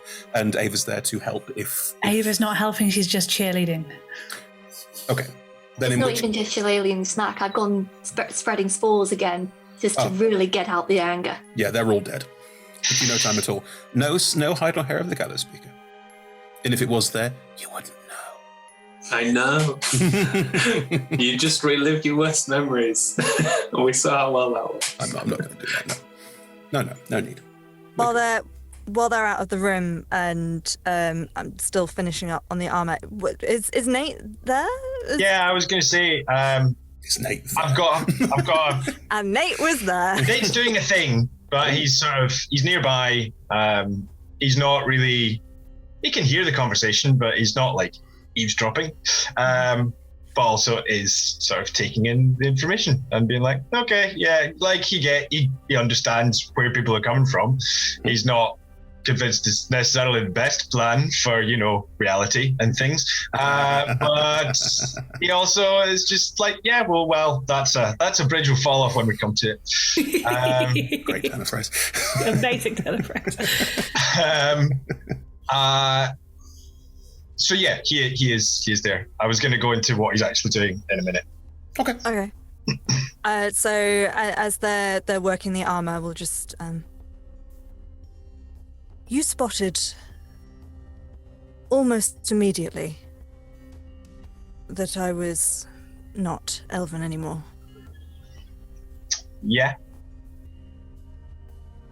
Are you just that insightful, or was I being really obvious? No, I've seen a lot of stuff and met a lot of different people, so I just picked up on a couple of things, but I also knew you're not evil or anything. You're not that far gone. Do you think I have a soul? Can I roll an Arcana? It's a religion check, not an Arcana check. Religion check, sure. Oh. It's the same. So. I know, but it's... 22. Hot shit. Okay, what do you know about souls? What would a 22 give you about souls? You know what Anton said earlier about the soul belonging to the god that someone worships is partially true. Certainly what everyone believes, and from your experience, is probably accurate for 9/10 of people. In the cases of some souls, they can be, as you have, bartered, sold, used, reused even. The mortal soul is a commodity that has a lot of value in other planes of existence and can be used as all sorts of different things there. You don't know if an undead version of a person maintains their soul. If they're a mindless undead like a zombie or so on, they don't have a soul. That's very simple, but vampires do. Is it the same soul but corrupted? Potentially, because it's still the same person.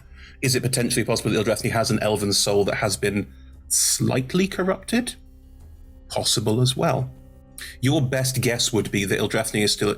If Ildrathni was Ildrathni before Ildrathni got turned into a Dhampir, then she's still got some of her soul. Like, it's still there in them somewhere. Chances are it has been affected. I mean, With a 22, I think you could conjecture that a vampiric biting of the neck and a replacement of the blood and that sort of thing has an impact on the soul that changes, adapts, corrupts, might be a good word for it, and that Ildrathni's like lost a little bit of their elvenness, but has gained something else as well. That would be your best guess. So yeah, I would explain all of that, pretty much. And I think I would... Sorry, go on. Yeah, I would talk probably about how souls like have a value and can sort of be traded, and but you know, there's a lot of there are some other, you know, weird magical things that can change the actual soul itself, and a lot of gods and their worshippers consider this a corruption. You know, that's a certain point of view. I would talk about how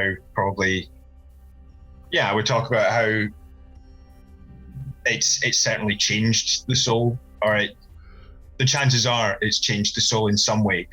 Whether that's a corruption is, you could probably a moral judgment call. You could probably refer to it in relation as well to you made a bargain for your soul with name. I've got it. Yeah. Hang on. Tishy. It's Tishy, but Tishy. And you made a bargain with your soul with Tishy, and they now seem to own part of it, but you wrote the contract in illusory script, so it may not be accurate, but you don't... Point is that your soul is a bargaining tool as much as it is something you can make choices about if it changes or if it doesn't. So from a warlock's perspective, what happened to Ildrathni is interesting because your foray into warlocking has given you a little bit more insight than you may have otherwise. Okay. Yeah. So, yeah, I guess what I'm saying is if you still feel like you, then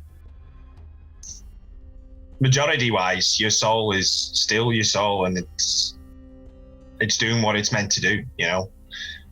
It probably has changed a bit. Maybe you're a little bit less elf and a little bit more something else. I don't think anyone else can tell you how to feel about that, though.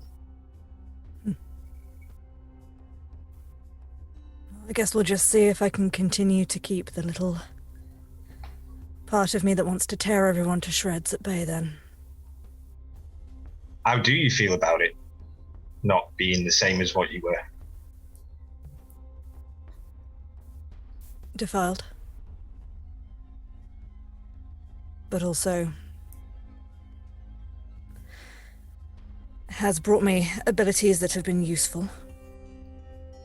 But I'm not sure the price is worth paying. I don't know yet. It must be hard when it wasn't your choice. Funny thing is, I did have a choice. Sort of. Well, I had a choice between this and something better, worse, I don't know. I was given the choice of being turned fully. Right. That is no longer a choice.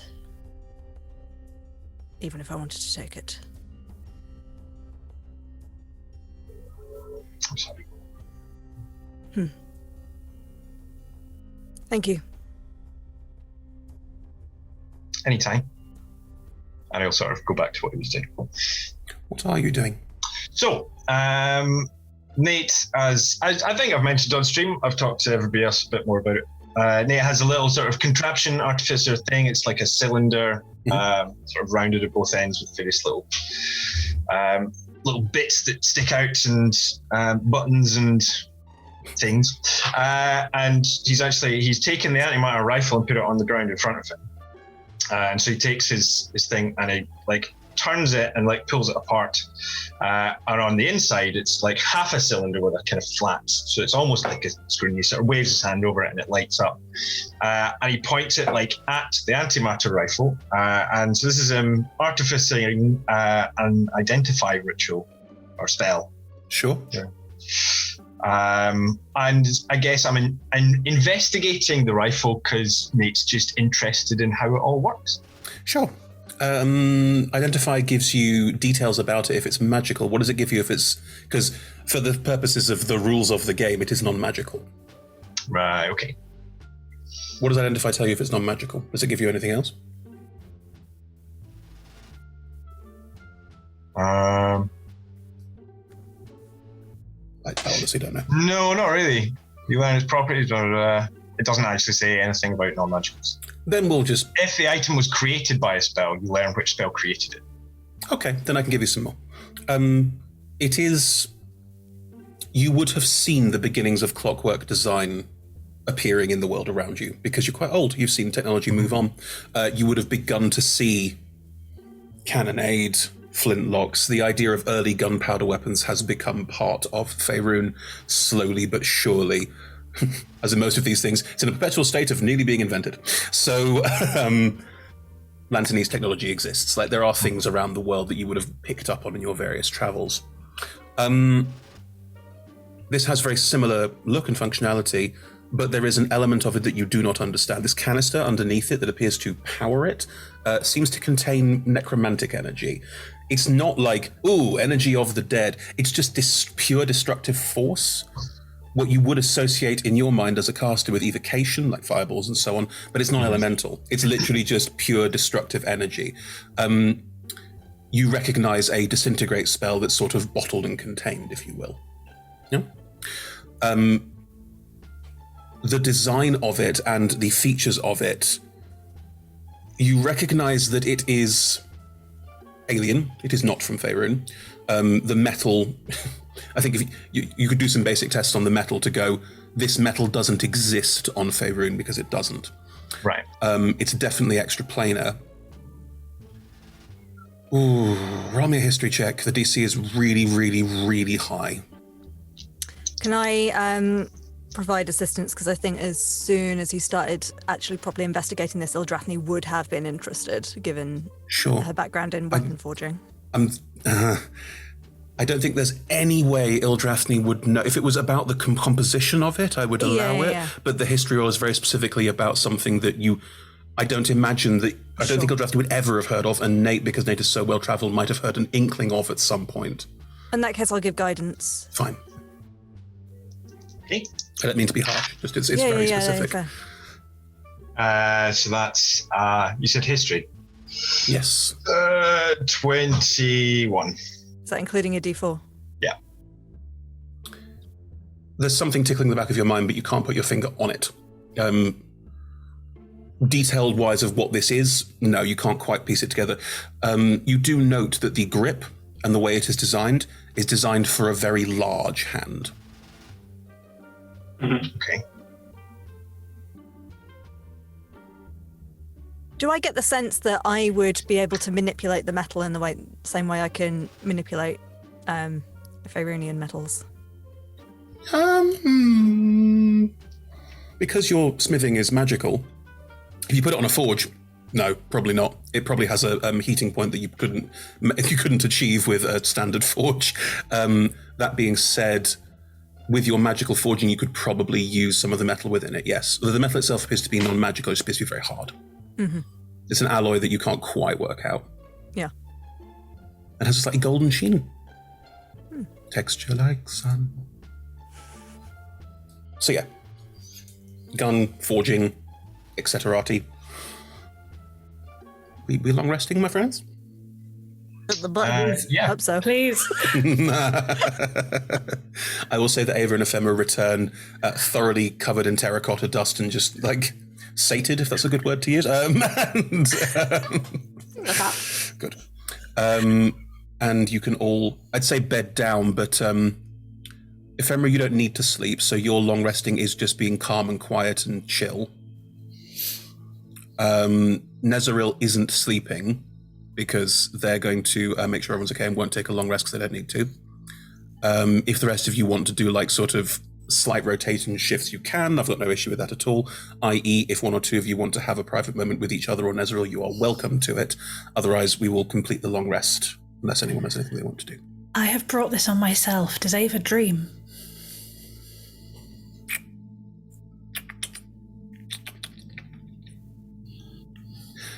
Okay, I'm not going to make you roll for it. There's no magical effect currently futzing with you. Dreams are, as far as we understand it, the memories of the day played through to try and deal with them. So I'm saying probably. Cool. But whether that impacts you or how you feel or your long rest is entirely up to you. I'm not going to. Oh, I would really like my long rest. It was more for whether she's a happy bunny in the morning. Depends. Do you, Ava? Do you feel like the events? Do you feel like the events of the last couple of sessions of this, basically? Do you feel like those would remind her of the past in a way that makes her feel sad that it happened, i.e. I locked it away and now it's open to the elements and I don't like it? Or is there a sense of almost relief from having talked about it? I think there is a little of both, but the overriding feeling is she feels vulnerable. And she has spent the last 2 years making herself invulnerable. So I think it's that. Does Ephemera's willingness to fight for you help that vulnerability that you maybe to feel you don't need to be the strong one all the time? A little, okay. But also people only offer to fight for people if they think that person needs help. That's bad. God damn it, Ava. Okay, fine. Look, Rebecca, are there ways this could be nice? No. Unbelievable. Okay, I'm really regretting that modify memory spell. Don't modify memory people without consent. Good. That's why I shuffled over. I was like, It's a tough one. I agree. It's a very tough one. In which case, if no one wants any more private conversations, I don't have a private conversation. This is the thing I just remembered about that you and I discussed very briefly before. Because Nate has so many spells, I like the idea that he's kind of got a slightly adapted for augury ritual that gives him a bit of a hint of what would be useful to kind of spells to prepare for the next day. Which bit of your many classes do you tap into to cast augury? It's where's it gone? I think it's a wizard ritual. Where is it? It's a level 2. Sorry. I know it's weird, but depending on which class it is, that where you draw the power from to see the future slightly. Yeah. It's a level 2 wizard ritual. Grand. Then the information you would get is dispassionate, and what it gives you is that the area where you are moving into is an area of conflict. Okay. Cool. Yep. It can't give you much. It's just more like a. Yeah. Today will be. So with that knowledge, I think my weird cylinder contraption thing sort of functions as my spell book as well, so I can like twist bits. Yeah. So yeah, I look through spells and prepare. It's like a Rolodex. Yeah. Sorry, Nat, you were saying. No, sorry. I think Ildrathni will, once finished with the armor, will have given it back to Ephemera, and will have offered to obviously do a lot of the watch. Will have thought about going to speak to Nezeril, and not. Will have thought about trying to commune with Firecloak, and not. Oh, shame. And not this time. You can't inside Myth Drannor. Well, I don't know that. I didn't know that. You've been told many a time that it is a spell that blocks teleportation. It blocks access to the outside world completely. There are things trapped in there that can't commune. But I don't know what she wants to ask yet. Am I a vampire? Or am I an elf? Mostly a Muppet. If I'm a vampire. I'm a very fuzzy vampire. Oh, God. Sorry, friends, that's a Muppet movie reference. So many good songs in that movie. My God. Terrible film. I didn't appreciate that. It wouldn't work later. Then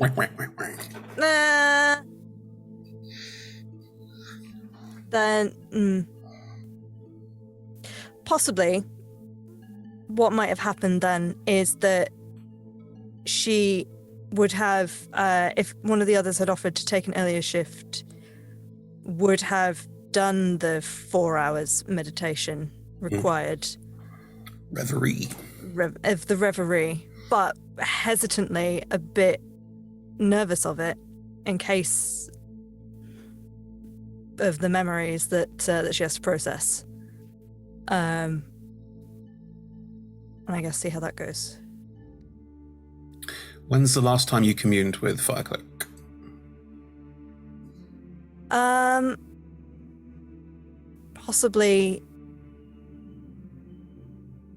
Possibly when they met Nezeril. As a, do we think this is a good path to follow? But in the context of, I've been hiding from civilization for a very long time, and they don't seem to care that I'm a Dhampir. At the time, Firecloak will have given you a very strong indication that you should travel with Nezeril. Not that they're a great person, not that they're someone who needs your protection, but that you should travel with them. What they do is important. Mm-hmm.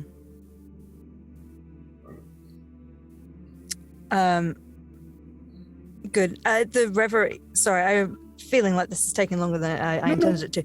The how does their reverie go? Like with Ava, there's nothing currently futzing with your memories. So any choice that you make is yours. Either it is a collocation of the memories of the day and deciding that the people around you have supported you in that, or it's a reminder of the past you wanted to forget. I don't mind either way. It's up to you how you want to do things. There's no story drive into it or dice roll or anything. Fine. Then I think part of that will be processing that memory again. But like she's tried to for a while, is sort of, it's behind a little bit of like a TV screen of, that's something I'm watching happening to someone else, and I know that it happened, and I've seen the detail of it, and now it's over there again. Sure. And then we'll, after doing the reverie, we'll sort of take a moment. If there's someone else to keep watch for a bit, we'll possibly go a bit further down the corridor. Yeah, and kneel down with I don't have the ceremony spell prepared at the moment, but I just foots it as part of the long rest. I can that's fine. Spare it. If better first on the spell slot for the next day. That's fine, I don't mind. Yeah. How do you commune with Firecloak? I think it involves maybe I've got a couple of little pieces of scrap metal that are oddly like perfect spheres, and we'll again lay the warhammer down on the floor and place the spheres on the hammer, and then hands on the hammer as well, and it sort of warms, and the spheres sort of become like float a little bit and become ferrous in the air. Lovely. As they've sort of been melted. And sort of, it's a bit of a trance sort of thing that she watches. As always with Firecloak, he appears in fire. Like the ferrousness of the metal starts to ignite slightly, and as it does, you feel yourself drawn into the fire, and you feel this figure in the fire, and are effectively still kneeling in an entirely flaming space. With Firecloak often appears as a very brawny elf. Like, has everyone seen the pictures of what Thor looks like in God of War Ragnarok?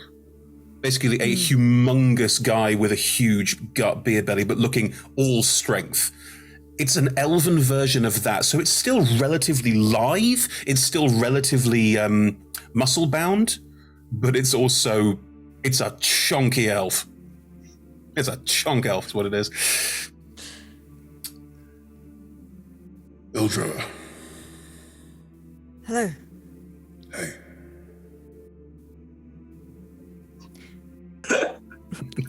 Sup, bro? Of course it's a bro. Sup, man? Welcome to my forge. Here's my anvil. Because my hair is... Does Doral Firecloak run like an American style like workshop TV series? It's like, Probably. Hey, it's fortune time. Yeah. Forging time. Don't forget to like and subscribe. your weapon would indeed kill. Anybody who watches that show out there. There's elements of that. Good. I've been completely distracted from what I was thinking now, but good.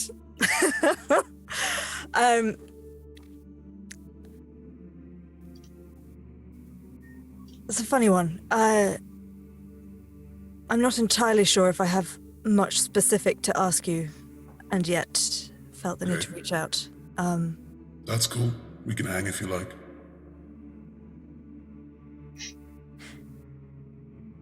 You've never told me before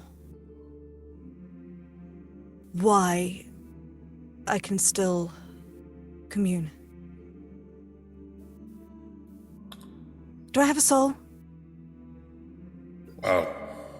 Deep. Yeah.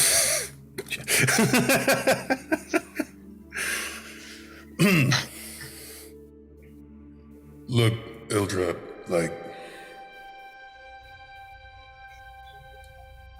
I'm gonna tell you something I've not told you before, okay?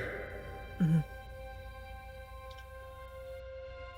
When you reached out and were like, please help, I was like, yeah, I can help.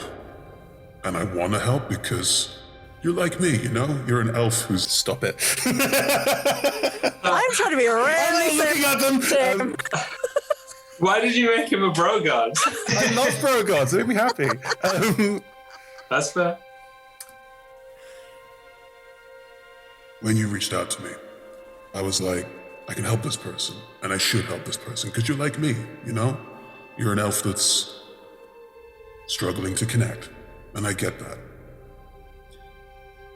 But I was also a bit like, vampires? Nah, man. So, I was in two minds, you know?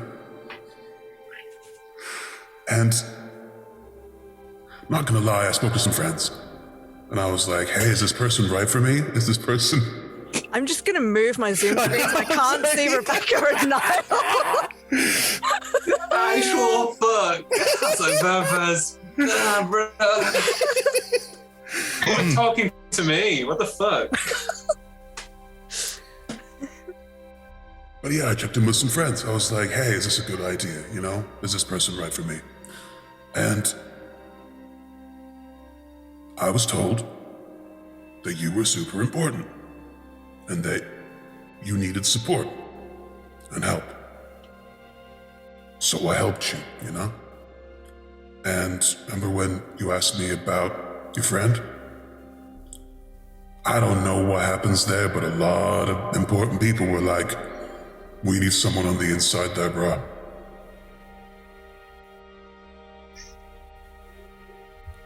I don't understand. Why would I be important? I don't know. Sorry, it's not really my area, but like, if someone tells me something's important, especially someone I respect as much as I do the friends I ask, then I just go for it, you know? Who told you that? I mean, they told me not to tell you, so... They're important and elfy, you know? Was it Corellin? No.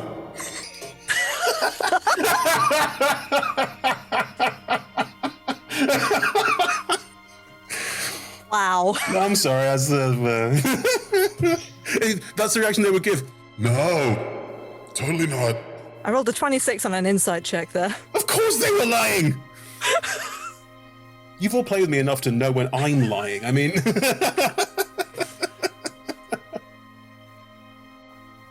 Uh-huh. I mean, you didn't hear it from me. Right.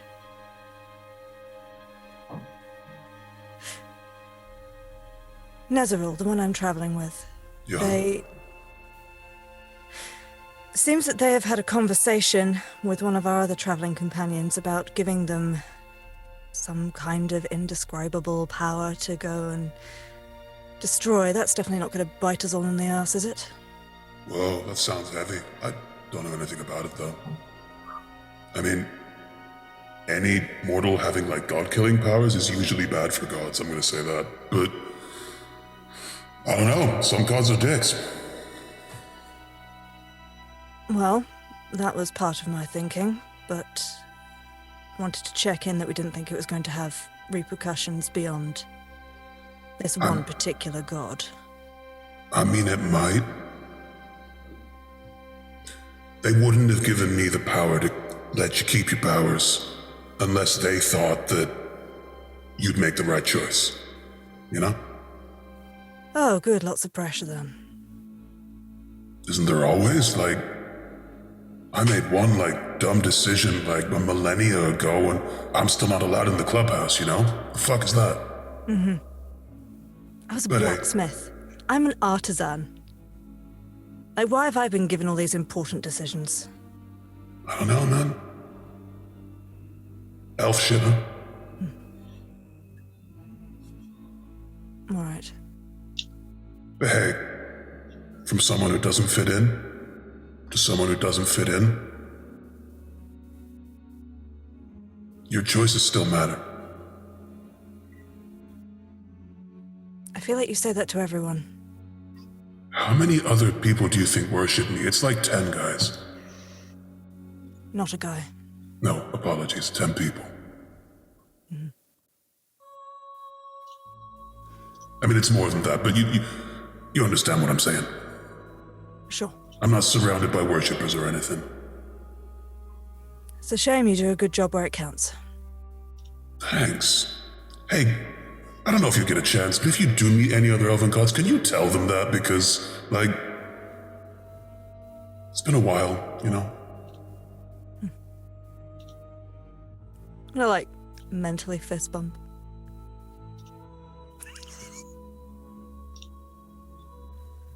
All right. Cool. We'll just let the little beads of metal drop down. You remove yourself from the fiery place, and the fire around the metal, and the ferrousness sort of coalesces back into the three balls as they land delicately on the hammer. Well, I'm not sure any of that helped, but at least I know I can still do it. We'll just return back to the group, take over the watch if needed, and yeah. Great. Rogods have feelings.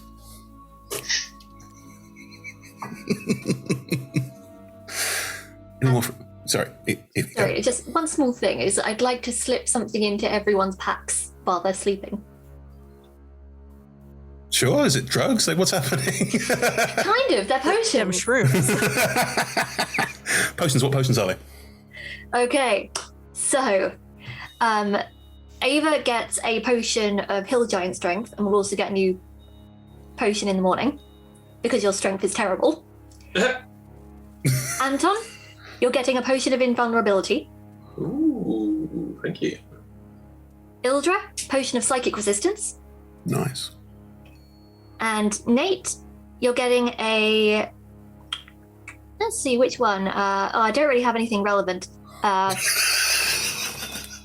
Because I want... Okay, fine. You get a potion of Maximum Power.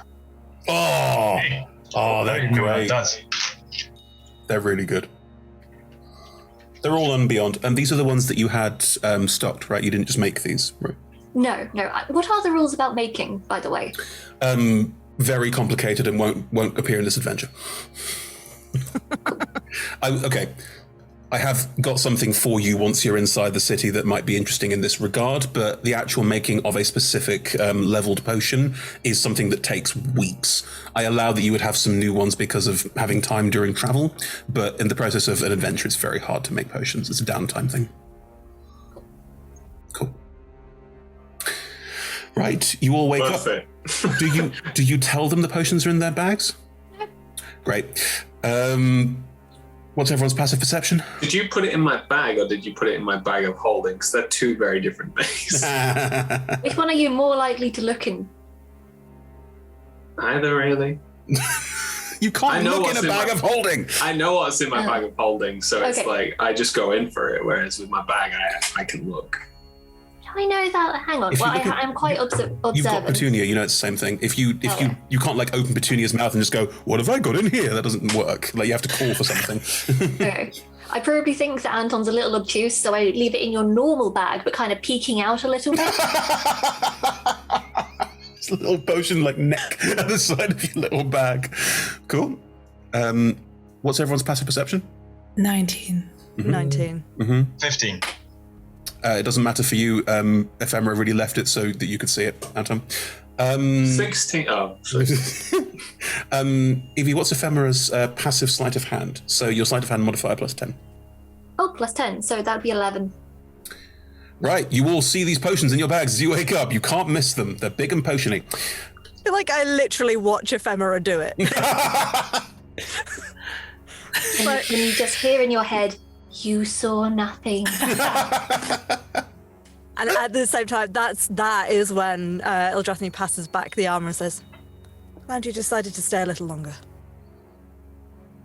Yes, I am too. Well, thank you for the armor. Maybe a certain little fairy has given you a present in return. I think that certain little fairy is, I'm very grateful to them, but also she better not be sneaking around my stuff in case she wants to get squashed in the future. I'd like to see you try. We were getting along so well. Touch my shit. I believe this is what they call playful banter. Says Anton. I just love that it said, don't touch my shit. Thank you for the gift, don't touch my shit. Okay, good. Right. If you're all... sorry. Just, I think, having witnessed that, Nate will go, thanks very much, Ephemera. I can give you we can, do a trade if you want. He's holding up his kind of, cylinder thing. He's, popped up in one of the little, it's like a little tap. He's like, yeah, this thing, it just makes one every day. I don't always know what it does, but,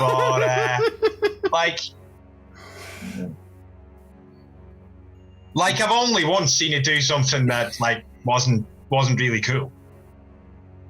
Is that do you brew potions in there?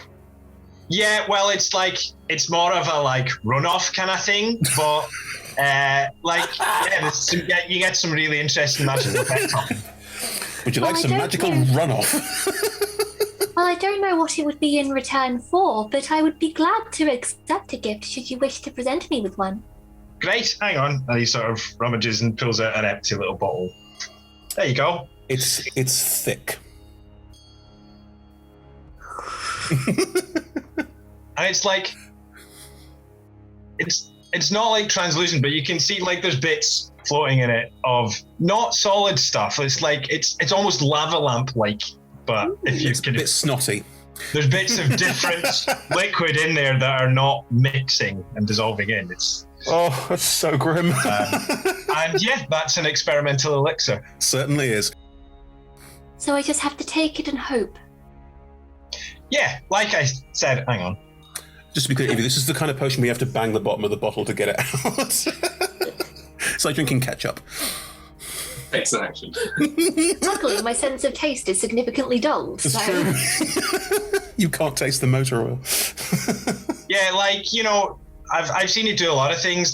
Sometimes it heals you, and sometimes it lets you fly for a bit, and sometimes it lets you transform your body for a bit. That sounds very interesting. I will treasure it for however long it lasts. Well, I don't think it goes off, so, keep over it as long as you like. It does go off after a day, I think. Actually, yeah, no, it might do. After a day, it becomes acidic and dissolves itself. That's how rank it is. Well, no, I think, okay, let's just headcanon this. After a day, it just slowly gets harder and harder until it becomes impossible to get out and then is stuck there forever. Like cheese slowly going off. Yeah, unless until it is drunk or until the end of your next long rest. There you go. Okay, I will use my mystery potion today. Please do, they're great. Cool, right. Are you all getting ready to go? Oh, wow, a potion. I have no idea who put this here. I am so grateful. And then puts it in my bag of holding. Great. See all this fuss, but Ava just spots a potion with a giant toenail in it. It's like, yeah, it's on brand. Move on. Oh, sorry. We can be moving as I'm doing this. Sorry.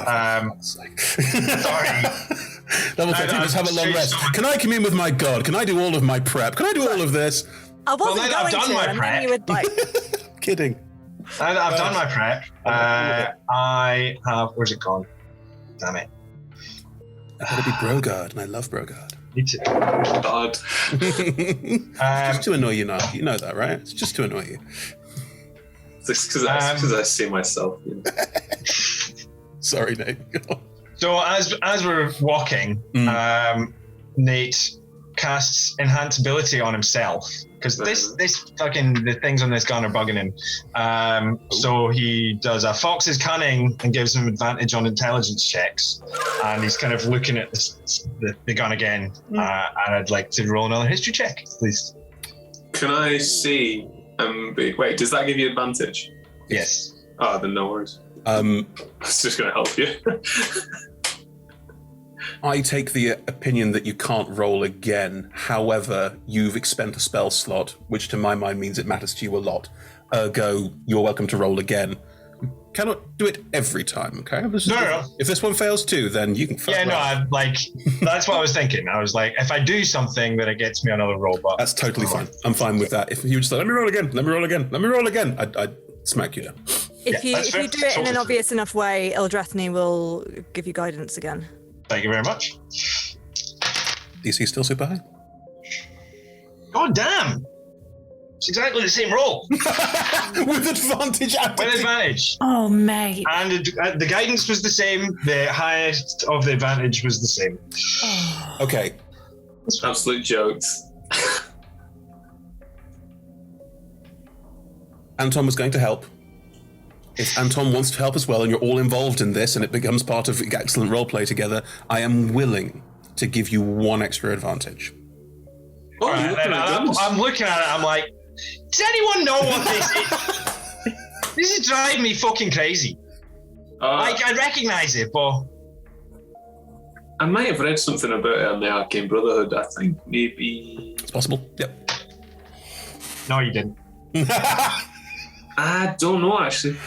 Oh, no, the tragedy. Slipped my mind. Don't worry, G, it will come up later. It's not going to. Yeah, it'll be a mystery for the whole campaign. There's a constant every morning. Can I roll again? I'll burn a 4th level spell slot to no. No, at this point, he's like, right, okay, if I can't remember, then I need to try and find information elsewhere. I mean, your friend can cast Legend Lore for free whenever he wants to. Just saying. Anyway. All you need to do is ask, baby. You move down the corridor, and it's still the same. It's still dark. Ephemera, are you recasting Dark Vision? Yep. Grand. Then you can all see. It is 60 feet, and it is in grayscale. So it looks lifeless and barren and weird. Continuing down the tunnel ahead of you, do you have a marching order? Hors d'oeuvre? Probably be near the front. Yep. Be somewhere in the middle. Yeah, Nezral's also in the middle. At the back. I'll be with Nezril chatting about Dwarven Hydron Colliders. Okay, Ava's at the back. Stuck like a barnacle to Ava. Sure. I'll hang up at the front with Eldrathni. There we go. Continuing down this tunnel, you will see that there are, much like in the tube, there are sort of small steps leading up to a door in the side of the tunnel that's sort of a one-person size that you could go through. But if you ask, Nezril will go, those lead to further tunnels, whereas the tunnel itself will lead into the city. Unless you want to particularly go explore, we should probably keep going. It's not my choice, though.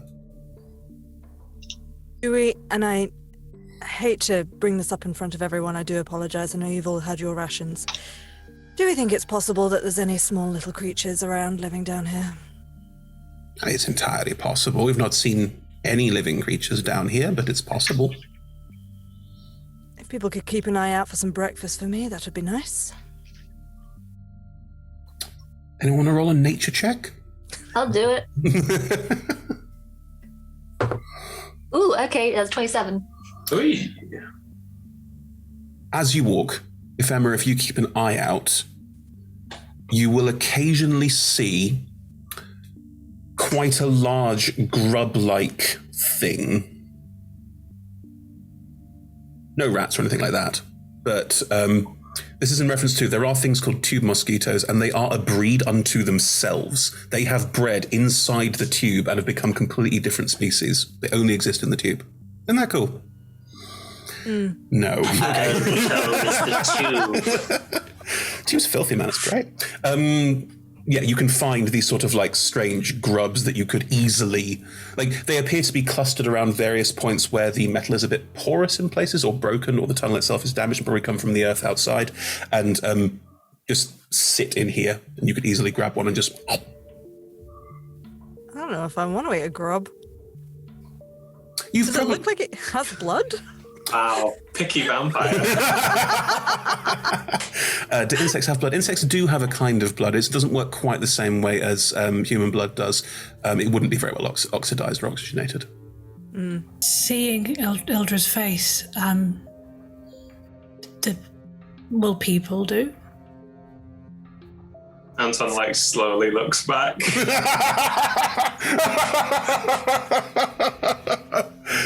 Oh boy. What did you say now? Excuse me. You look hungry and that does not look appetizing. There are other sources of blood possibly voluntarily offered. No, there aren't.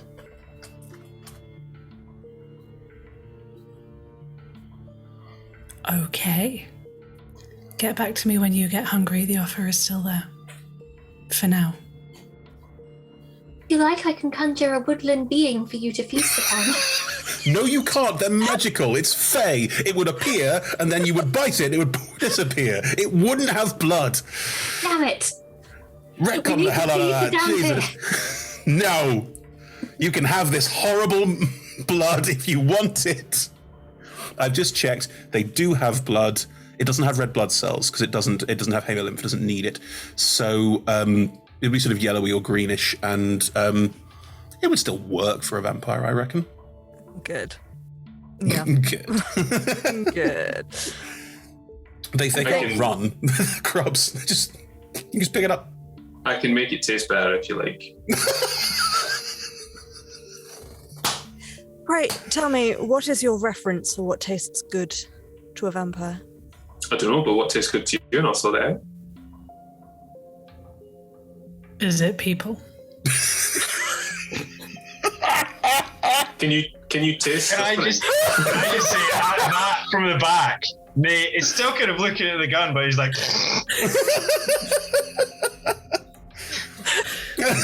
Is it people?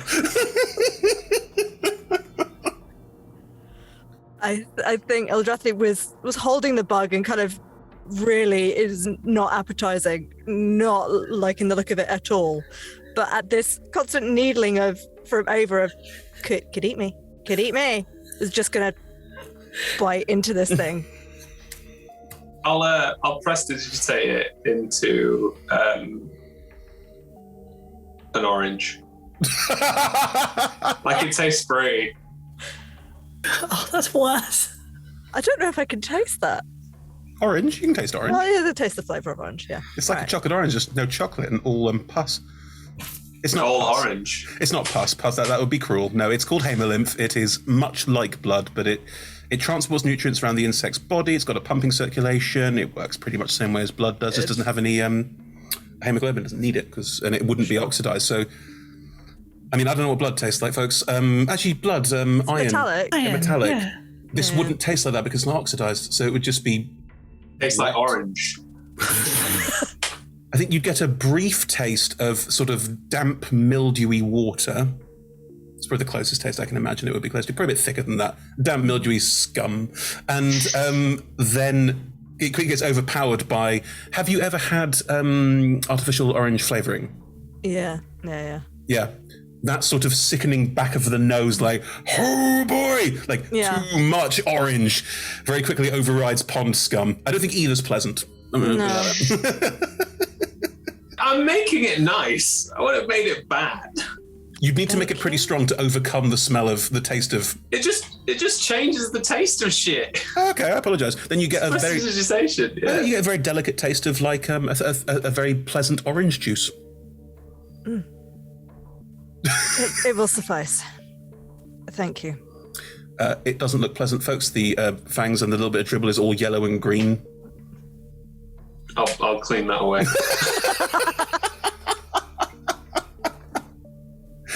Oh, that's awful. I love it. Okay, good. I have a question. You can have a cubic foot of that.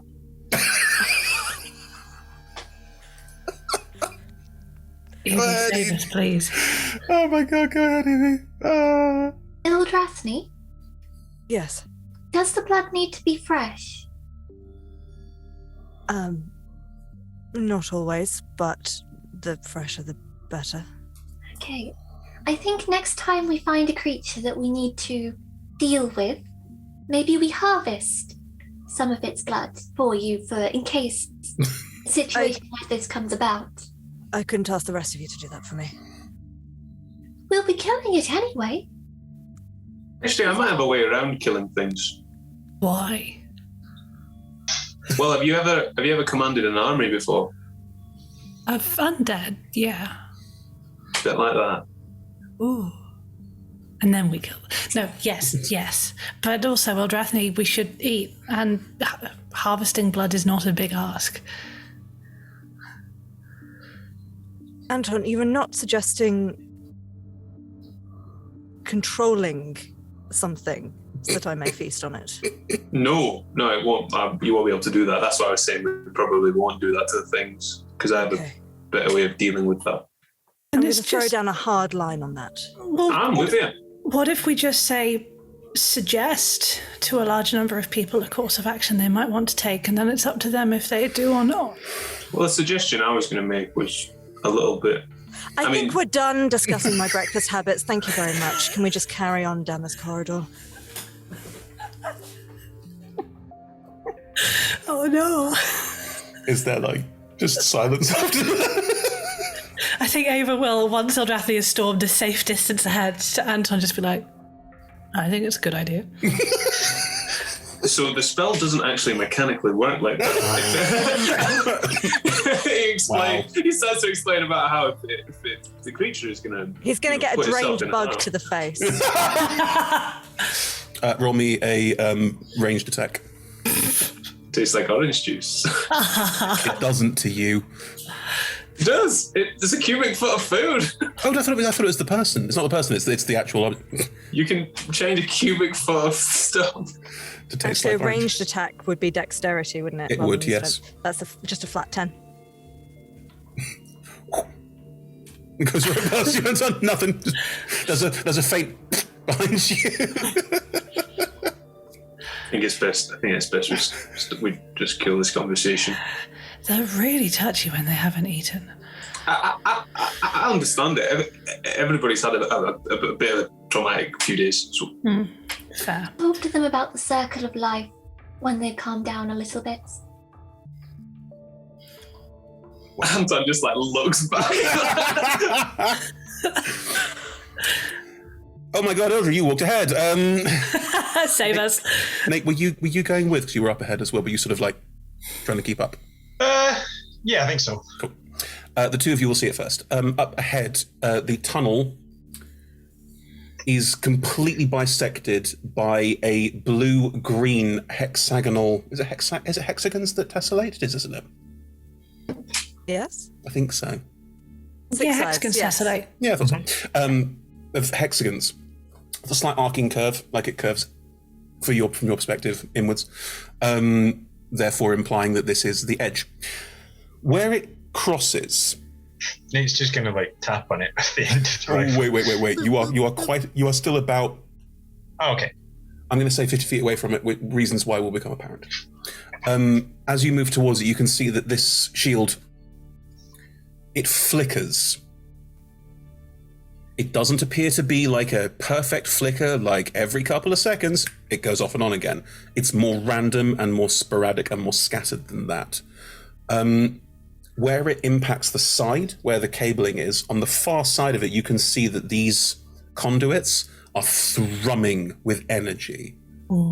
There, you feel a bit of heat even from what's clearly molten lava running through it, and you can hear running water, wind, like it's relatively loud all of a sudden. On the far side, you can just see through this are a couple of figures. They look to be sentries or something similar, looking up. You get the sense that looking through the shield is not easy, because there's no shouts of alarm as you get within 50 feet of it, but you also recognize that this might be a place where things could see you and attack you if they could get through the shield. So I will give you that. You can see that up ahead of you as you do this. The others can join from behind. Oh, very pretty. What do you think is the best approach? Well, I've just looked at the time and realised that the best approach is to wait until next time to deal with this. Wow, we spent a long time. It was good. Lovely. Oh, so much plot. Anyway, we'll get past this next time. Thank you so much for joining us, everyone. We play on Mondays. This was episode 4. There will be 8 more, so join us on Mondays for the next 2 months when we keep exploring the lost city of Myth Drannor, the wreckage of it. Yeah, it's great. And on Tuesdays, I think we've just started our next cycle of one-shots. So we've got some very exciting people doing some DMing in our one-shot series. Rebecca, Nat, do you want to share anything about what you've got planned? Nat. Well, I guess, actually, for those that watched the talk together with Chris and I, you might already know what it's going to be. Yeah, it's going to be exciting. So, some research for the audience if you wish, or keep it as a surprise. There we go. Thank you, Nat. Rebecca? I am DMing for the first time ever. It's going to be not remotely this traumatic. It's going to be very deeply, deeply, deeply silly and may say happen in sort of midsummer or at the nighttime like a dream. Lovely. Very good. But yes, you can enjoy those on Tuesday. I'm not sure what order the one-shots will be in, so there'll be a couple, plus some others and some other members of the company who are either joining us for DMing or giving it a go for the first time. So join those on Tuesdays. And on Fridays, we still have Talking is a Free Action, where the various nefarious question masters ask questions of our players in their characters. So join us on Fridays to check more of that out as well. All of our shows stream at twitch.tv/rolltogetherrpg. They're archived at youtube.com/rolltogetherrpg, and you can search for Roll Together RPG on your favorite podcasting app, and we should be there. And if we're not, let us know at our email address, which is rolltogetherrpg@gmail.com. There we go. We're on the socials. You know what to search for. It was that thing I said very quickly, lots of times. I think we're on most of them. There might be a TikTok. It's happening at some point. I don't know when, because it's not me doing it. So one of our young players will be doing some youth stuff with the TikToks, and that's grand. Best way to do it. Yeah, I know, right? So that's happening. And I think that's it. Thank you to the D20 Club. You're wonderful. All of this happens because of you. It couldn't happen without you. If you want to join them, they're on Patreon. There's a link in chat. And they help set up our fan Discord and our fan wiki. There'll be links in chat for that too if you wish to join them. What have I forgotten? No, that's everything. Thank you so much to all of our sponsors and supporters as well. You are marvellous people, and without you, we also couldn't do this. So you are marvellous, and thank you so much for all of the support. Cool. See you all next week. Ha-cha-cha-cha.